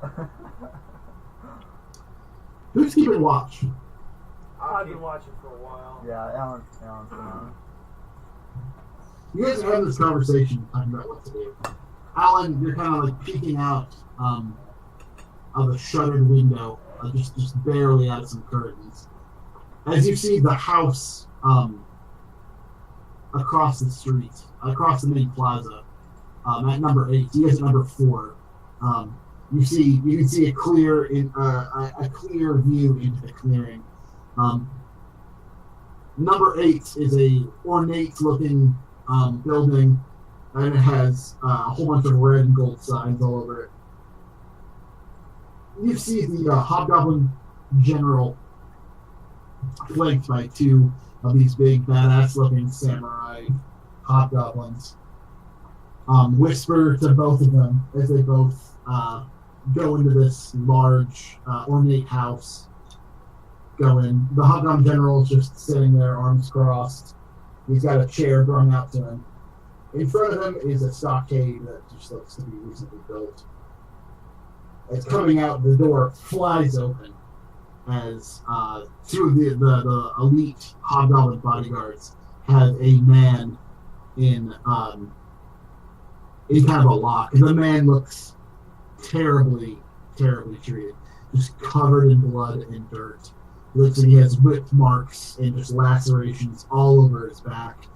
Long, black, stringy hair glued to his face from sweat and blood, as he is kind of put in an arm bar and led to this stockade and slammed in the stockade as the Hobgoblin General sits down as one of the elite Hobgoblins picks up this thorny bladed whip and just starts snapping in front of him. The man looks unconscious.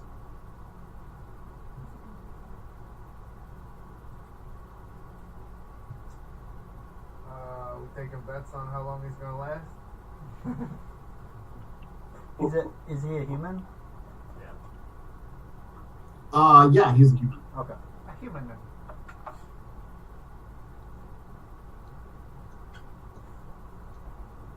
as you see, the Hobgoblin General gets really close. Talks, the man doesn't respond because he's unconscious. Hobgoblin General takes a few steps back as the one of the elite bodyguards comes back and just slaps him with this whip across the back. That's already just covered in scabs and lacerations. As you see the man in the stockades, his eyes go wide and screams out. Hobgoblin General gets up close and talks to him again. The guy's teeth are grit. Another whip.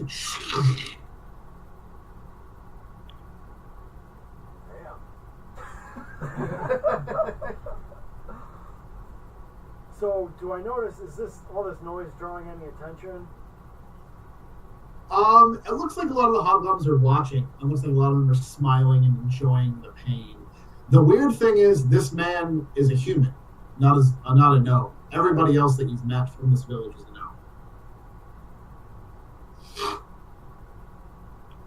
Ballstar, Yeah. we have a human man out here being flogged. Do we know anything about a human man in this town? Yeah, they were asking about, I don't know if it's the same guy, but there's some sort of like authority figure. He's like kind of their justice system or whatever. He's supposed to be their protector. I think he's. Describe him. Ask them what he looks like. Don't they call that a law? Can I try to flag down that girl who brought that up with me? Okay. Isti? Yeah. Isti, she goes up. He has a long ponytail. The dark hair. Kind of a little bit of beard. Yeah. Dark hair. Tan. I kind of relate. I'll relay that to. Is that what we see? Yeah. Although he doesn't have his hair in a ponytail, his long hair draped across his face in blood and sweat. Yeah, we got eyes on him, alright. He's got a certain look to him. Is he alive? Isti is watching you, watching the conversation. Her eyes go wide. She goes, "Is he here? Did you find him?" He's got kind of a YSO look to him. Yeah, I think they got him. Wait, what they got him? Some of my friends they've seen someone matching that description in captivity with the goblins. She kind of covers his mouth. Is he alive?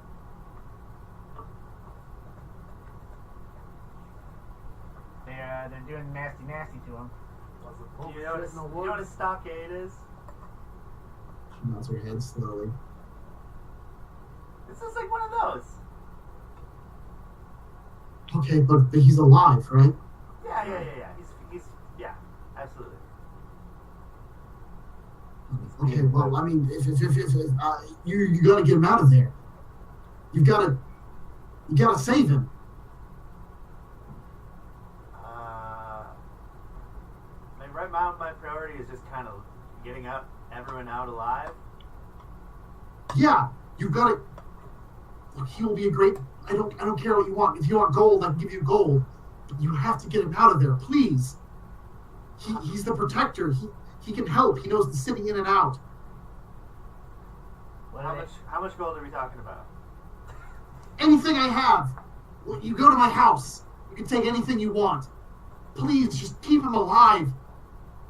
This is just so far out of our way. Can I get 4,000 gold?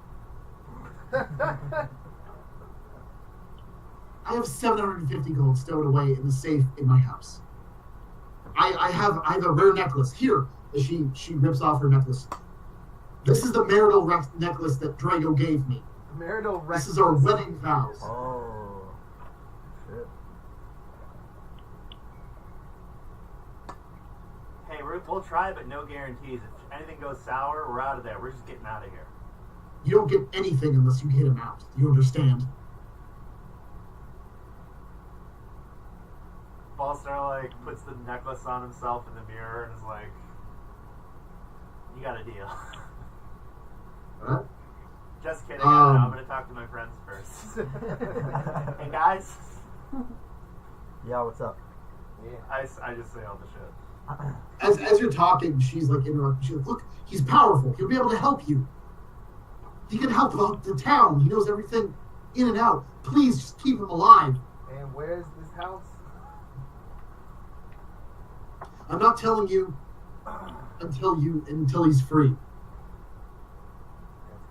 You realize this is like asking us to save Wayne Knight in Jurassic Park.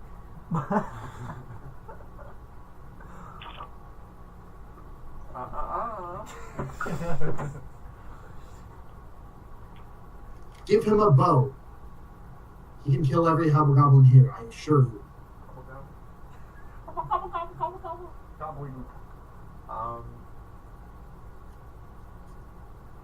Yeah, alright, fuck it. Zach, you awaken with a light streaming through a darkened structure as two large bodies carry you out into the daylight. You have no idea what's happening. Everything is bright and hazy. You get locked into a stockade. You don't really know what's going on. You're still semi-conscious as you feel this biting blade across your back. And you can feel as you start to flex the muscles to try to, like, take the blow. There's just a dozen more across your back as you're being flayed and flayed. You get a soft, raspy voice in your ear. You can still live. Just tell me where the safe house is. I don't see what you want. I don't know any of these people. Why would I care about any peasants? The hobgoblin just stands up and goes, 6 more? 6 more lashes on your back. You have no idea what's happening. You've never been here before. You have no idea.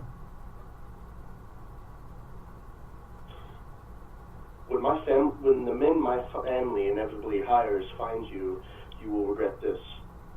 Quiet! You will not talk unless spoken to. 6 more! Lashes all across your back. Your back is sticky and almost numb at this point. The entirety of your back is throbbing as the pain is almost having you pass out. I'll ask you one more time. And this time, if you say you don't know, I will string you from the walls and hang you until death. Is that understood? Look, the safe house is probably somewhere out in the forest.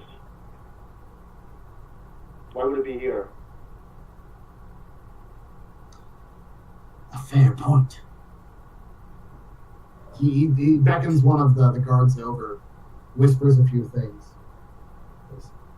You go back to your room. We might even give you some water now. What's it been? 10 days? As you're left out of the stockades, thrown into another room, and a bucket of water is, you find yourself incredibly parched. A hobgoblin, not one of the ones that was torturing you, a hobgoblin just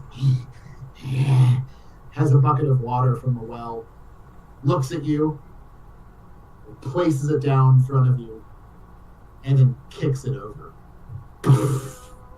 Most of the water just spills out in front of you, leaving just barely a sip at the very bottom of the bucket as he shuts the door and you hear a lock lifts you back into the darkness.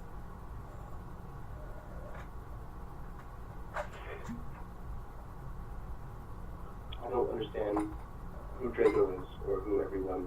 Nobody's here to talk to. Yeah, sorry. What? They'll be sorry when my family finds them. I don't deserve this kind of treatment. I shouldn't be here in this peasant village.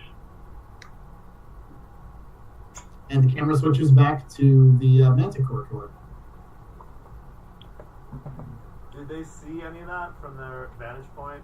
Yeah. They saw all of it. They saw the whispering. They didn't hear any of it. Right. They saw the lashings. They saw the whispering. They saw his eventual out of the stockades and thrown back into the House Civis station. What is that on the map? Is that like 2? That's number 4. I thought 8. we were at It's 4. number 8. Okay. You guys are at 4. So we rescuing this jabroni? Is that what's going on? Is that what's happening? I'm all for it because he's a dude, and I want someone else to be slaves with me.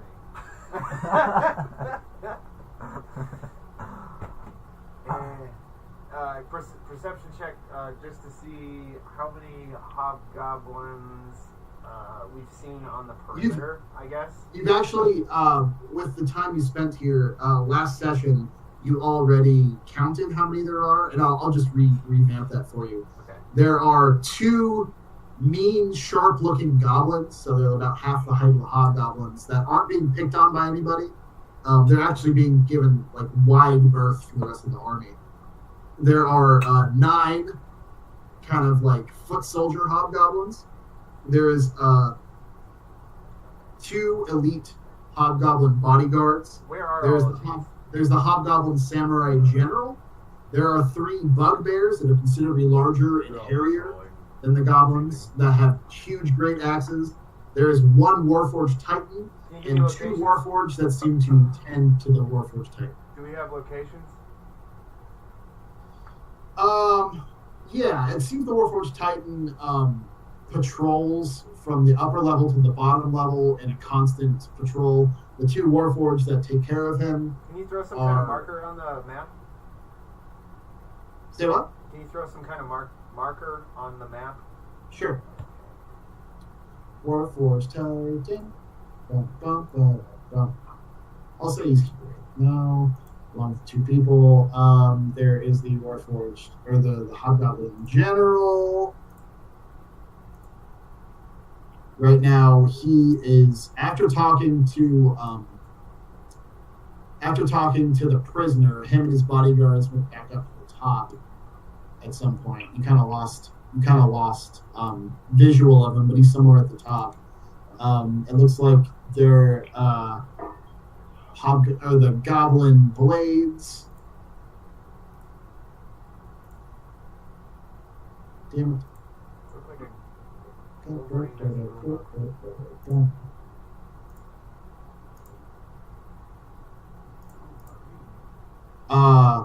One goblin blade is over here, kind of like sniffing at the stockade.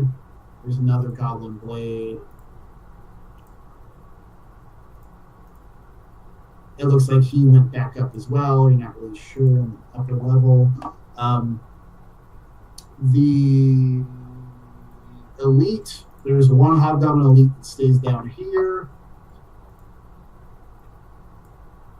The other one goes up with the hobgoblin general, and then there are just general, their regular like foot soldier hobgoblins are spread out amongst various guard towers, which are number 6, 6A, 6B, 6D, and along the wall and the gates as well. And oh yeah, the bugbears. These guys look scary.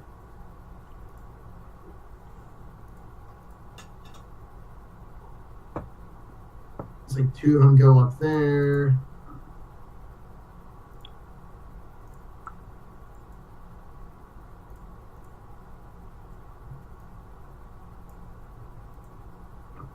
And 1 of them stays down below.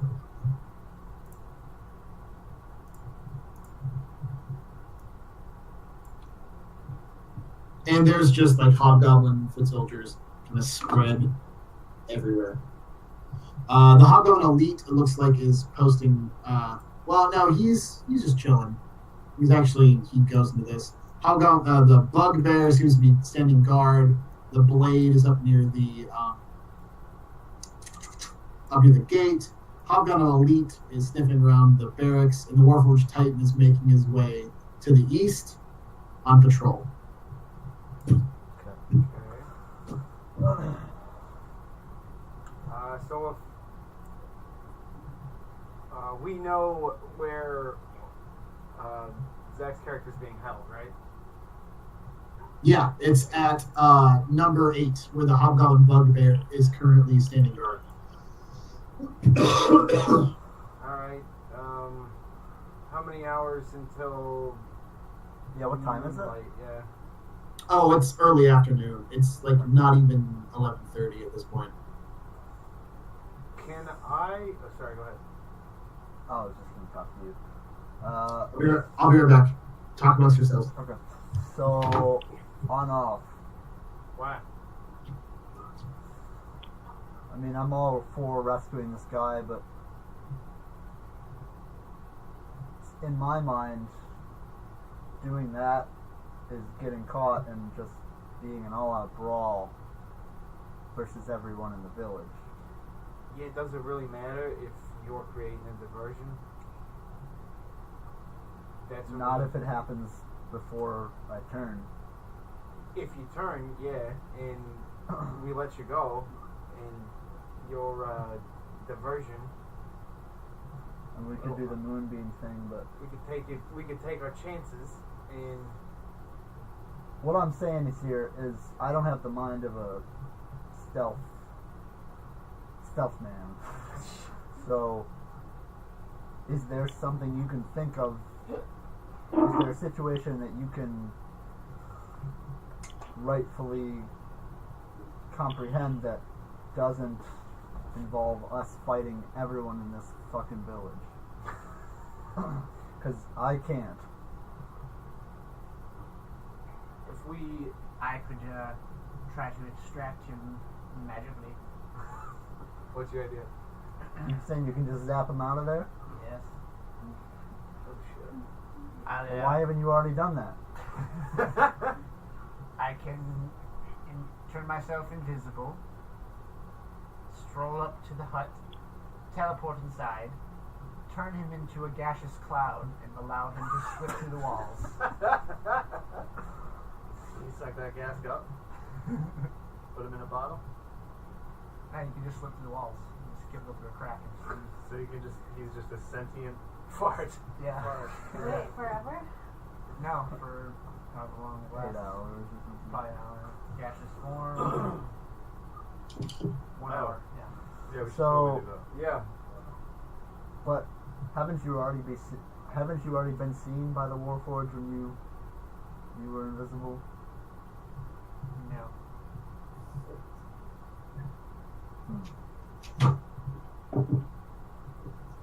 Well, if you think you can do it, Maybe we can do that while we're All right. while you're going. Any interesting developments? Yeah. Chris is gonna turn back into a fart.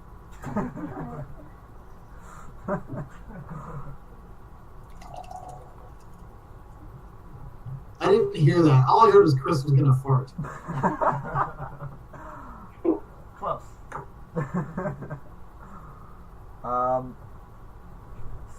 So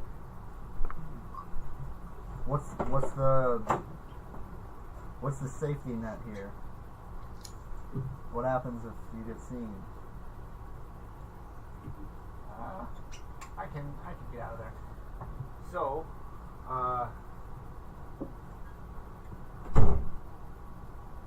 can you turn more than one person invisible? Yes. You can. I think it's concentration, isn't it?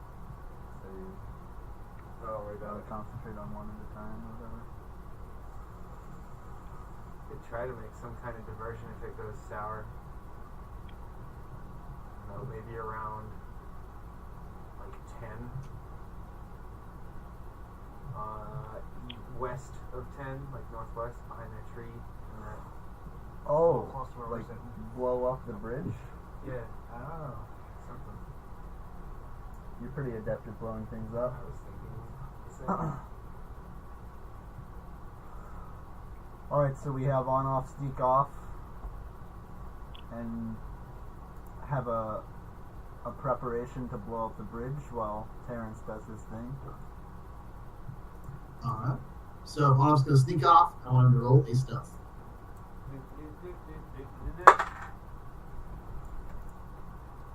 That is a 14.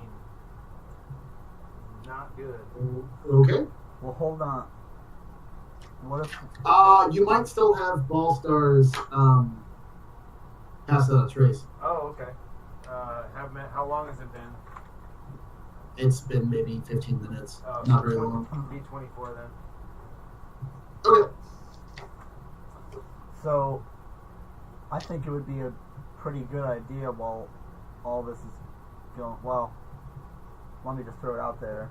If Ballstar starts bringing them out from the tunnels at the same time, Yeah. so everything is happening at once. Yeah, when the explosion goes off, I'm going to extract the YSO.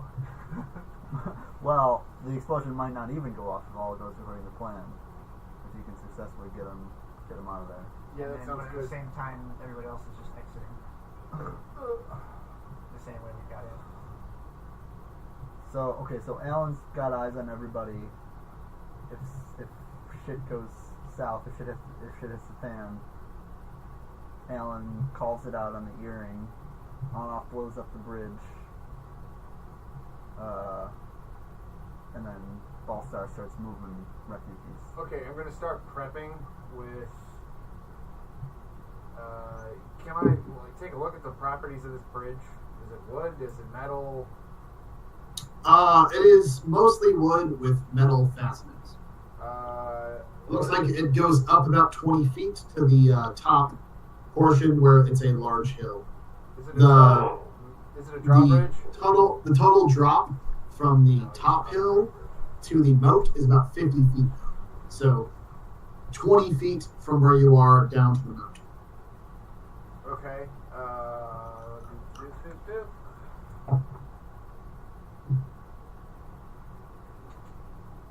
Vape Nation.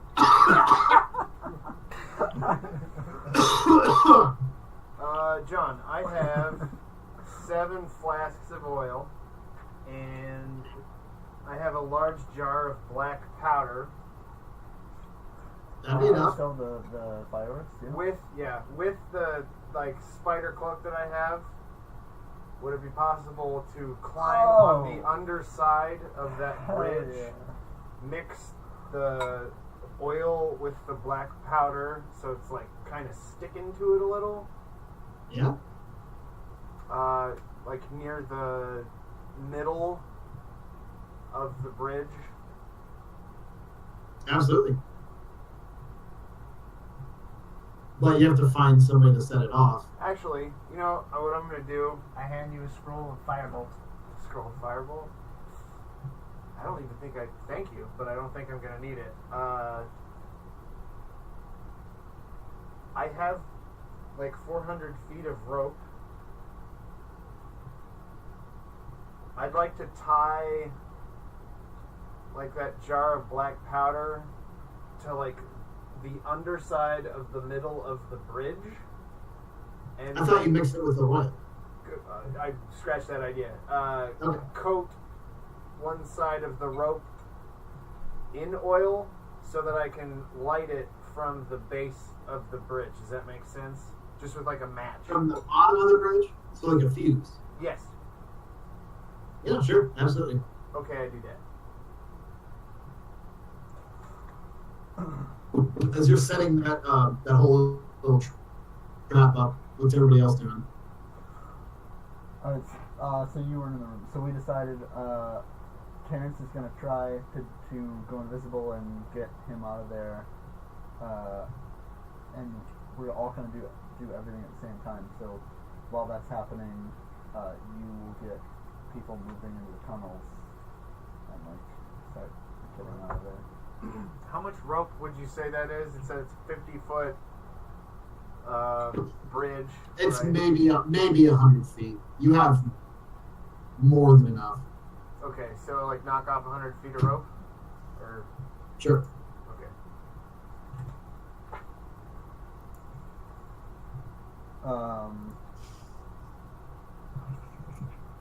So I'm just gonna bunkered in with Alan, keeping watch, and if I notice anything crazy happen, then I'll be ready to fight.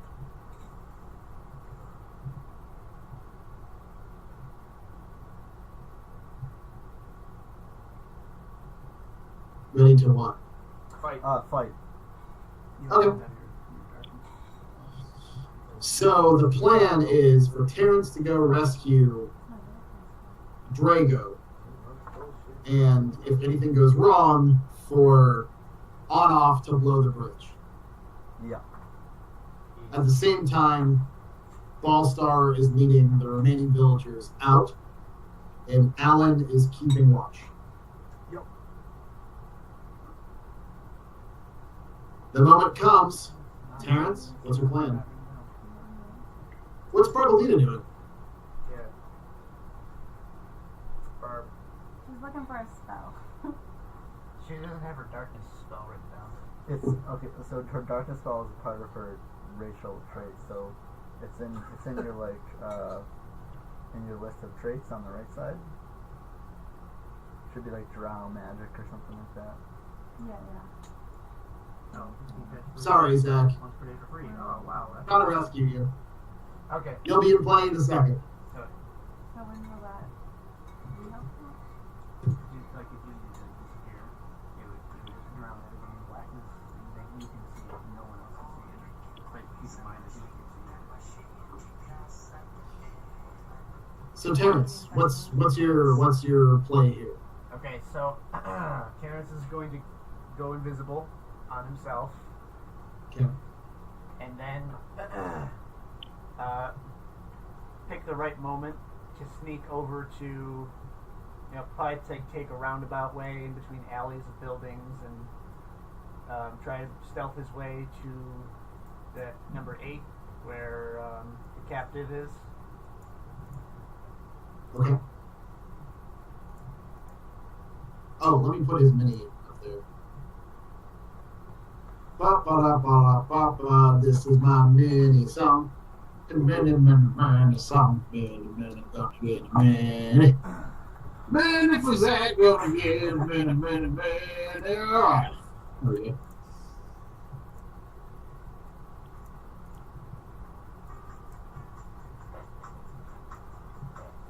Wake stone.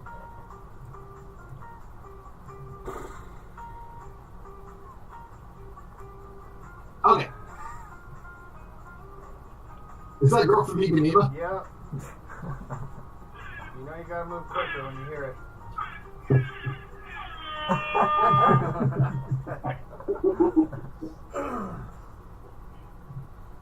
So Terrance, you're invisible. Yes.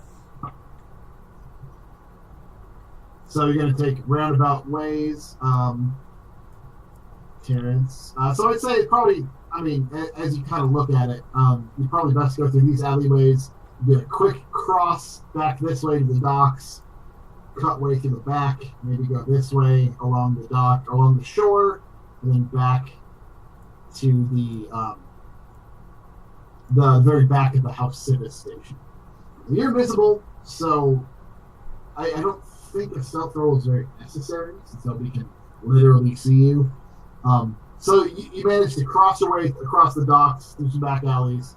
At this point, the Warforged Titan is in the very middle of this plaza, just kind of taking a patrol along with its two Warforged compatriots.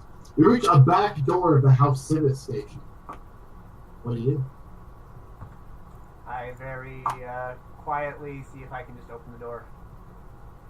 You go to the door. It's locked. Alright, I'm gonna misty step right inside. You need line of sight. Is there a window?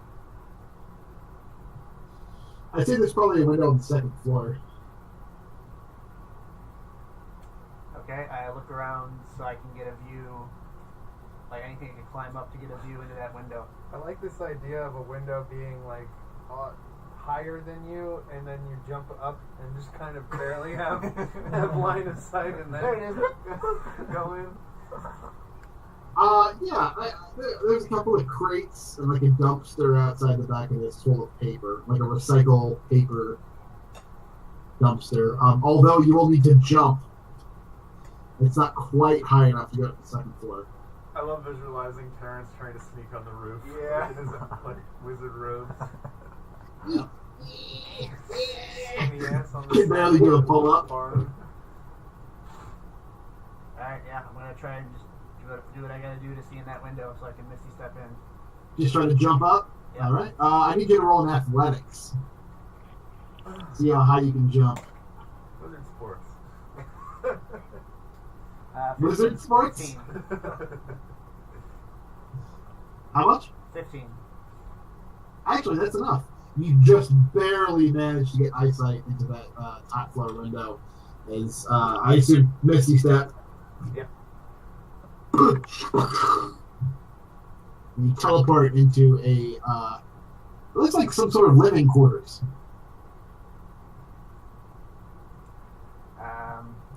Is it There's a like bed, a door, a few dressers. All very small, so you kind of have to like hunch over. I look around for anything magical. Nothing in here is magical. So. Okay. And I try quietly pad my Wait, way. do you cast detect magic? Oh yeah.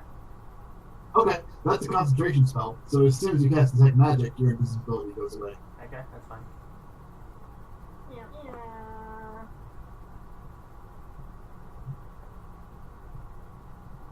There's nothing magical.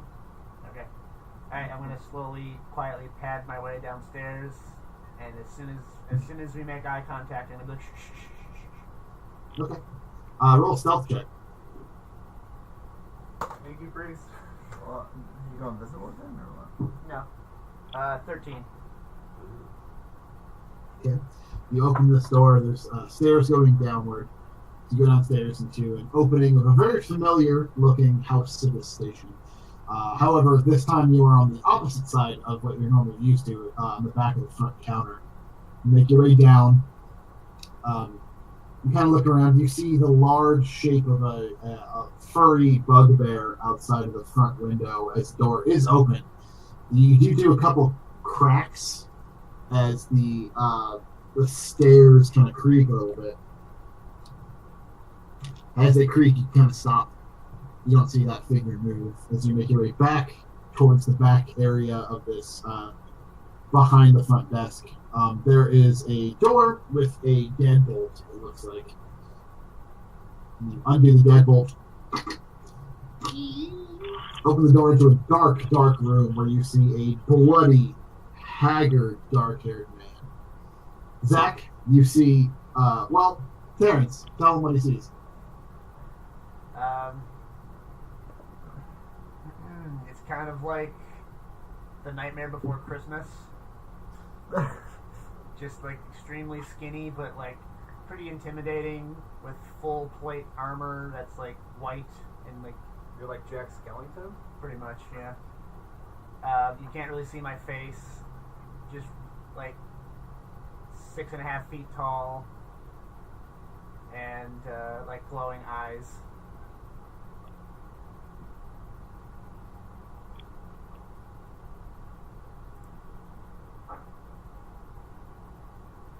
You must be who my family sends. And who are you again?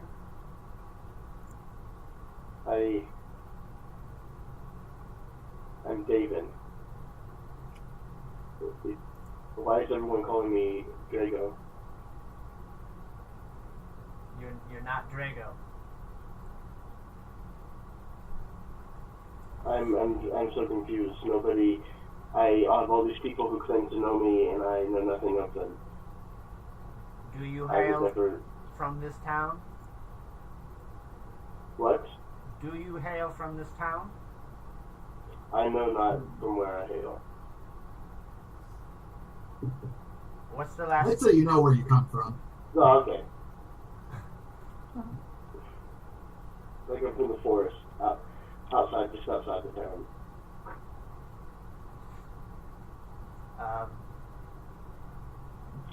And do you have any family in this town? No, Are you married? at one time.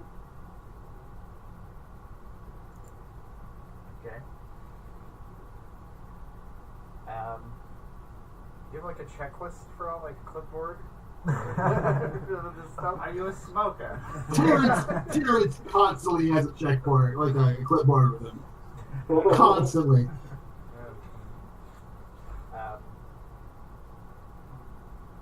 When were you apprehended?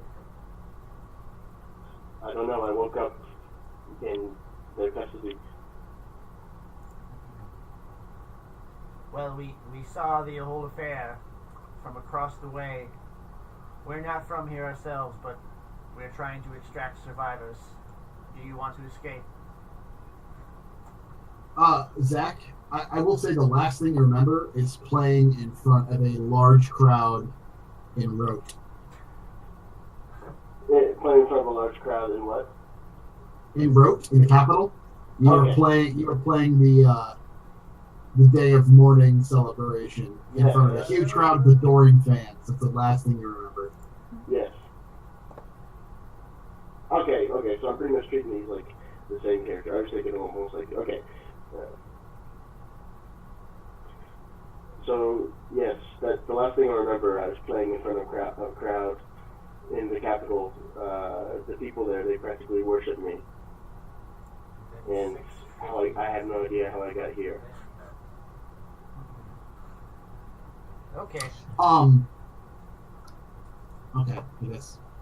You do remember Terrance? You remember Cecil talking last time you were in Shard about how he's going to be out of town for a little bit because he's opening for Day Haven. A really, really big act. Oh, you're the one who sings that Eye to Eye song. Love it. I'm not so proud of that. Absolutely love it. It's a catchy tune. I like that one. Come on, my lady. Singing it Come on, eye my lady. to eye. Oh, my butterfly. If you're ever lonely. Wait, you want a lesson or something? That would be lovely, actually, but now's not the time.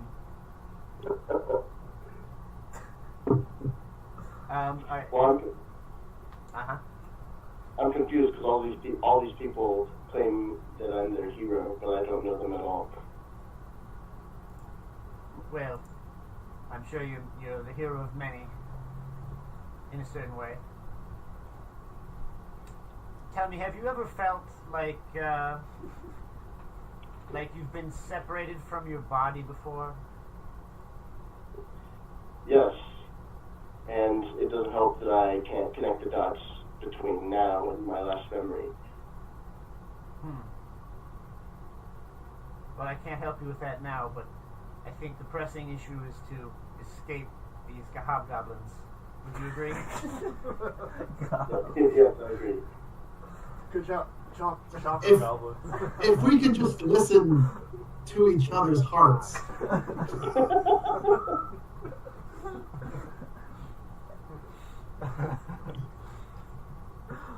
Well, what is the next line? You find the... Can't we just play it on loop for the next hour, please? Well, maybe love is the reason why, for the first time ever, We're singing eye to eye.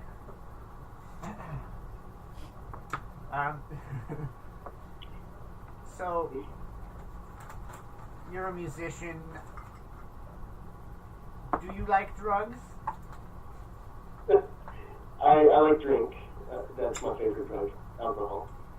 Oh. Well, the sensation you're about to feel may be a little bit like drink. Alright, well, give it to me. I don't want to pay that now. I can do something. Alright. Do we have... Which way are we going when we escape? I don't know, I kind of thought you'd set up the whole... We just need a rally point. Yeah. Oh, this is happening in character. You did not. This is happening totally in character. You do not have an escape route plan. Alright, so I'm talking. One moment. Quincy, we talked about Where are we going? Where should I tell this chap to go? The same way we came in. So north. The girl. You She follow knows. the tracks through the marigolds that we trampled, and then you head northwest. There's a whole I new thought way it to was- If walk. you remember, the 7-year-old girl let you through a breach in the wall that the Warforged Titan made.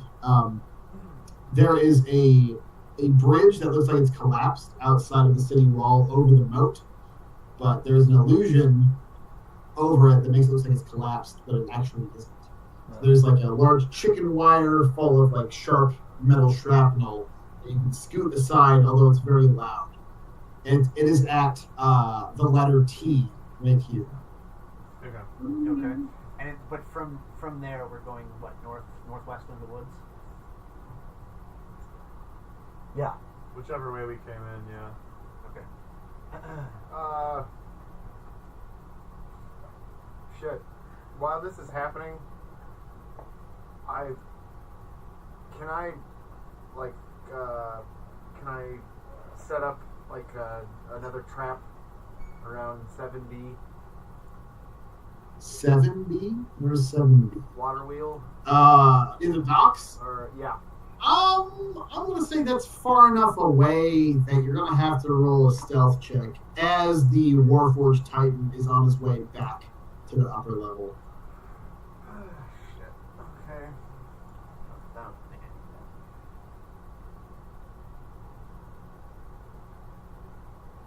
Well, do I have to do it now?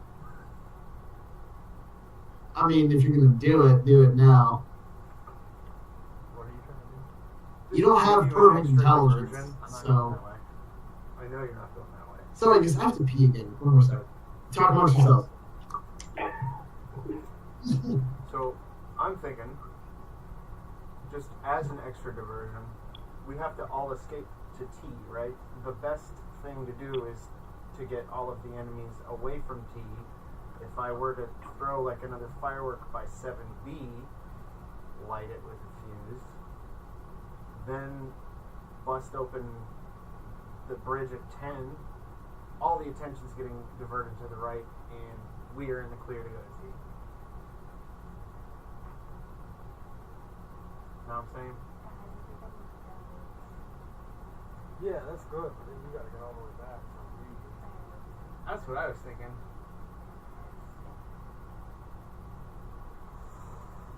Yeah. Maybe you just jump in the water and float down to 7A. That's what I was thinking. Like, yeah, Terrance and David, or Zach and Chris, if you guys just like fucking jumped in the water. I don't know what way the current's going. I don't want to change the plan. If the plan is to go to T, we should get as many enemies as we can away from T. Yep.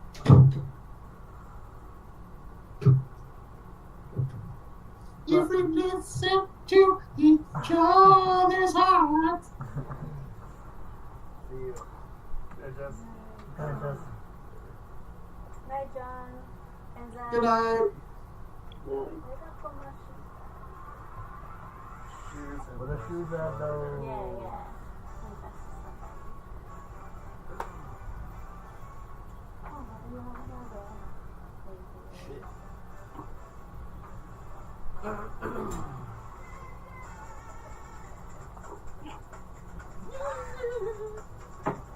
Night, guys. See you. Alright. Okay. Time to get serious. Okay. I'm gonna tell him you're about to become a fart in the wind. And I don't mean that metaphorically. What you must do is continue to the west, find a crack in the wall, and circumvent the village to the north. Meet us in the woods to the north. Please tell me that Davin, DeHaven or Davin? It's Damon. Davin. Please tell me that Davin remembers this moment and writes a song. That's yeah. Oh yeah. But instead of dust in the wind, it's fart in the wind. Sorry, I lost internet connection for a moment. Whoa, there's Oh, two it's 2 Johns. Double John. Can you hear me? Yeah, we Johns. can Yeah, hear we you. gotcha. Cool. So what's the consensus? Yeah, I'm gonna roll. For stealth? Yep. Alright. I still have Pass Without a Trace. Actually,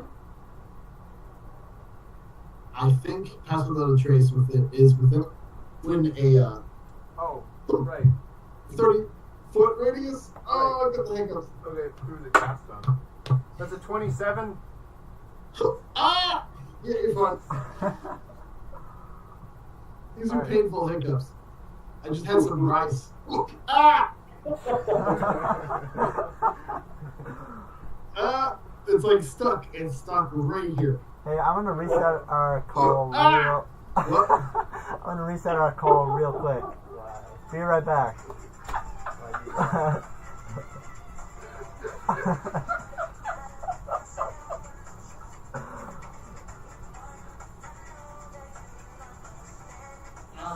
Ow!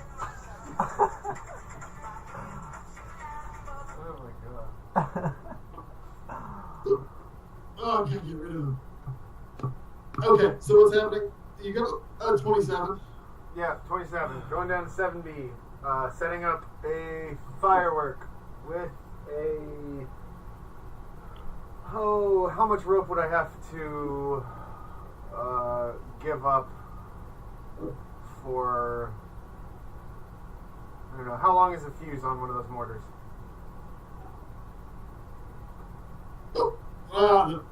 Mortars are probably about 10-second fuse. Alright, I just get on the horn. I'm creating another diversion. It'll happen. You pass right in front of the heavy footfalls of the Warforged Titan. 25 feet tall.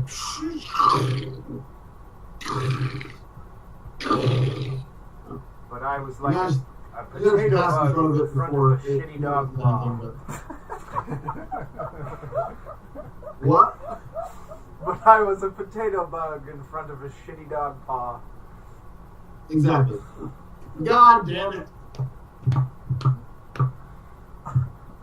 Okay, I get on the horn. I set up another mortar and just say, alright, I'm throwing on another diversion. Tell me when you guys are going to make your move. When you're ready, and I'll light it. Copy that. Let's switch back to David and Terrance. What's your guys' move? So I just instructed him to slip out past the west wall and make his way north to the woods. So, along the west wall? Out, through the wall, outside of the village. Into the river? Into the river? Well, I haven't exactly told him what I'm going to do to him, but I told him he's about to become a fart in the wind, and I'm going to cast gaseous form on him. Oh, okay. Just remember that the 6A, 6B, and 6D are all watchtowers. Yeah, I mean, but- he's a cloud. Stop that cloud. What does gaseous form do? Says you transform a willing creature you touch, along with everything he's wearing and carrying, into a misty cloud for the duration, which is 1 hour, as long as I keep concentration. While in this form, the target's only method of movement is a flying speed of 10 feet. The target can enter and occupy the space of another creature, has resistance to non-magical damage, advantage on strength, dexterity, constitution saving throws, can pass through small holes, narrow openings, and even mere cracks, though it treats liquids as though they were solid surfaces. So you're just going to get him out of the way into the forest? Yep, I'm just telling him to clear the wall and get into the forest up to the north. What does David think about this? What leads me out of here?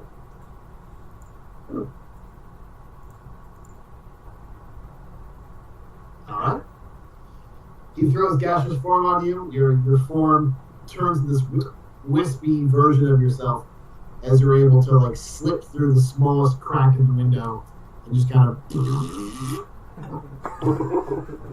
your way out. I need to roll for movement, right? No, I mean you're a cloud. You can go where you would like. Where would David? How far would David like to go?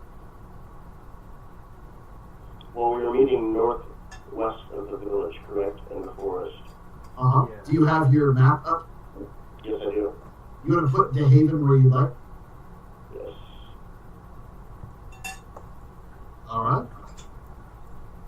DeHaven slips out to the meeting place.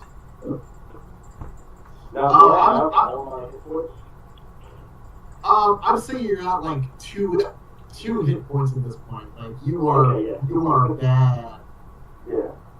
I'm gonna roll for each guard tower, as well as the guard on the wall. I have a suggestion. So, Are you proficient? That's a spell in your wheelhouse?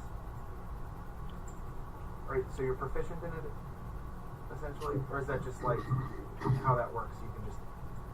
It's just a spell. If you're a willing creature, it works. Oh, okay. Never mind. okay. Guard tower 1. Guard tower 2. That's a crit.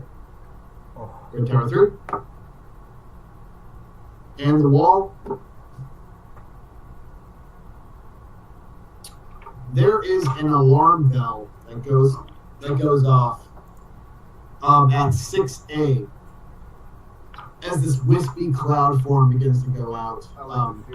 You hear yelling and screaming, and a bell in the guard tower starts to go off as Zach, you feel an arrow go straight towards your form and miss. As it just barely grazes the cloud formation. It splits up a little bit, but you're able to still fly out. As you hear everybody hears bells in the guard tower, and in another guard tower, and then in the top part start going off as well. On off, it's code fuck shit up. On off, it's code fuck shit up. I start lighting the mortar and like to... I guess that would be an action. I'd also like So wait. The mortar is a distraction, so it's just a big firework, right? Yeah, John, here's my idea. Light the mortar. That's a distraction. 10-second fuse, so I have time to go to the bridge, light the bridge, and then run out. Okay. So I'll say, on off. DeHaven gets to where he needs to be at this point. On off goes here. Lights the mortar. 10 seconds later, as the Warforged Titan is just getting on the bridge. On off, roll another stealth check. Wait, did I not need to roll a stealth check? No, you're fine. I mean, you get to where you need to be. They saw you, but they tried to fire an arrow at you, but it didn't hit. What's your stealth check? 16. 17. No, 17. 17? Guys.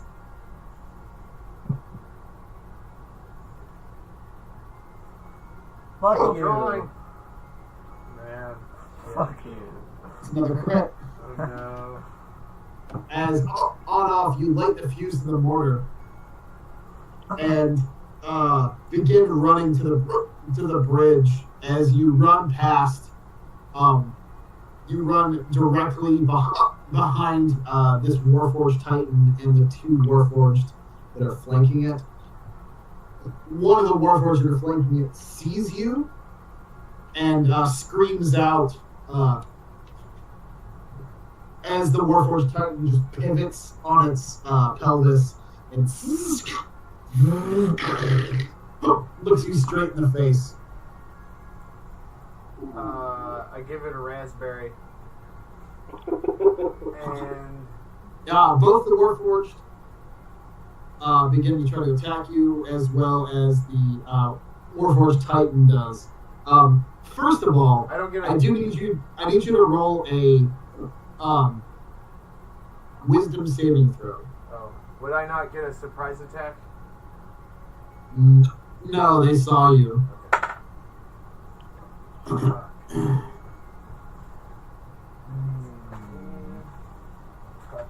Wild card, baby. Wild card. Wisdom. Intelligence? Wisdom. That's a 5.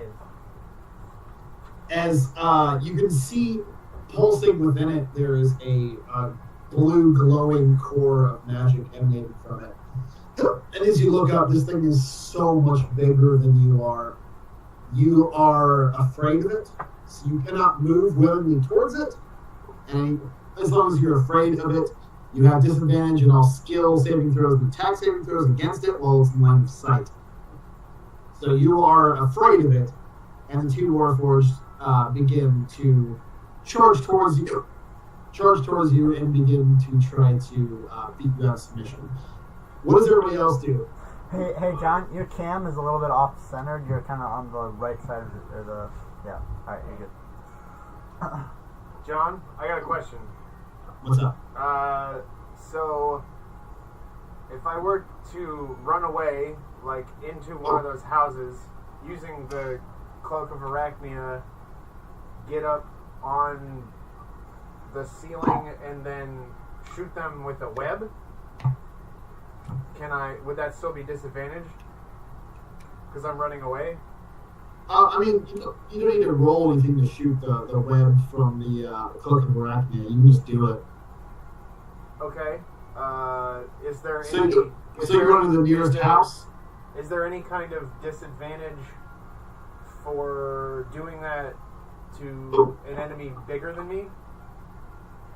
Yeah, they get an advantage on the strength. Well, they get an advantage on the strength saving throw if they are of huge or larger, and this Warforged Titan is huge. However, the other two Warforged are medium sized, so they wouldn't have any sort of advantage on the web. So there's one to the west of that giant Warforged on there, and one to the east? Pretty much. Here, I'll put it on there. But I do have halfling nimbleness.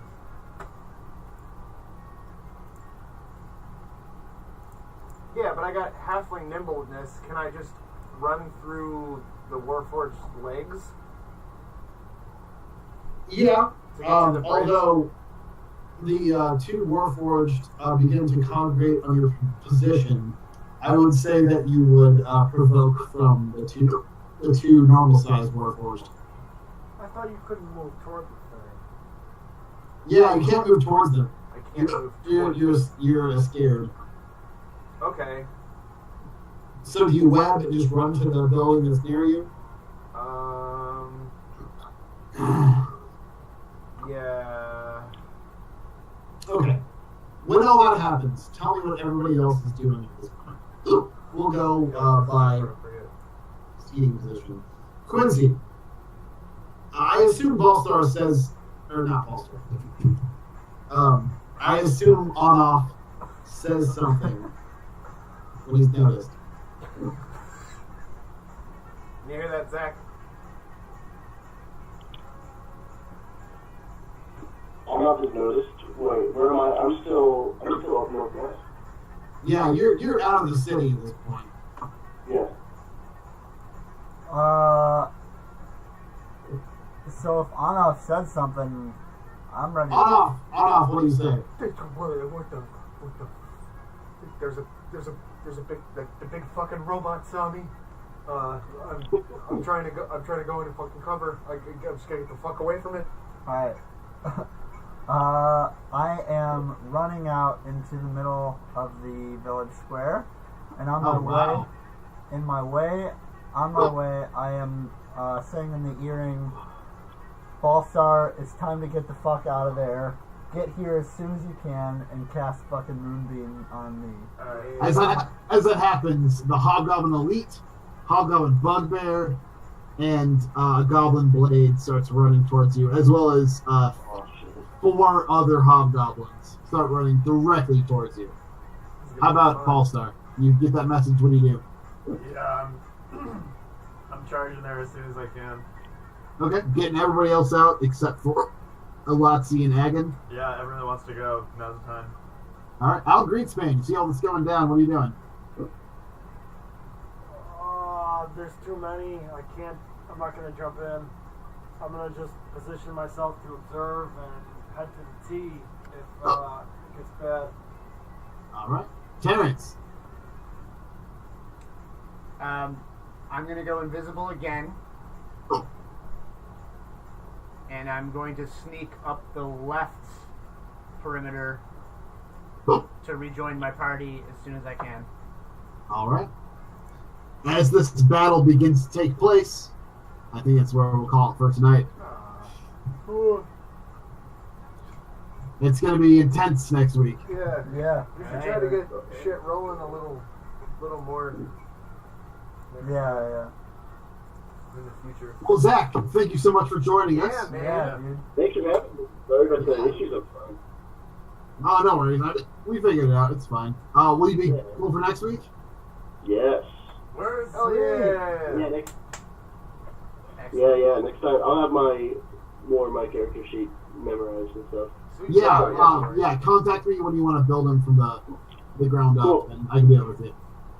Sweet. Alright, yeah, and then I'll get the background story straight. Yeah, just send it to me. Whatever other details you want. Cool, guys. I will see you next week. Thank you so much. Thank you, Mwah. John. Thanks, John. Awesome job. Thanks for playing in my made-up fantasy world. It's so fun. Bye, guys. Have a good week. You too, man. Later. Bye.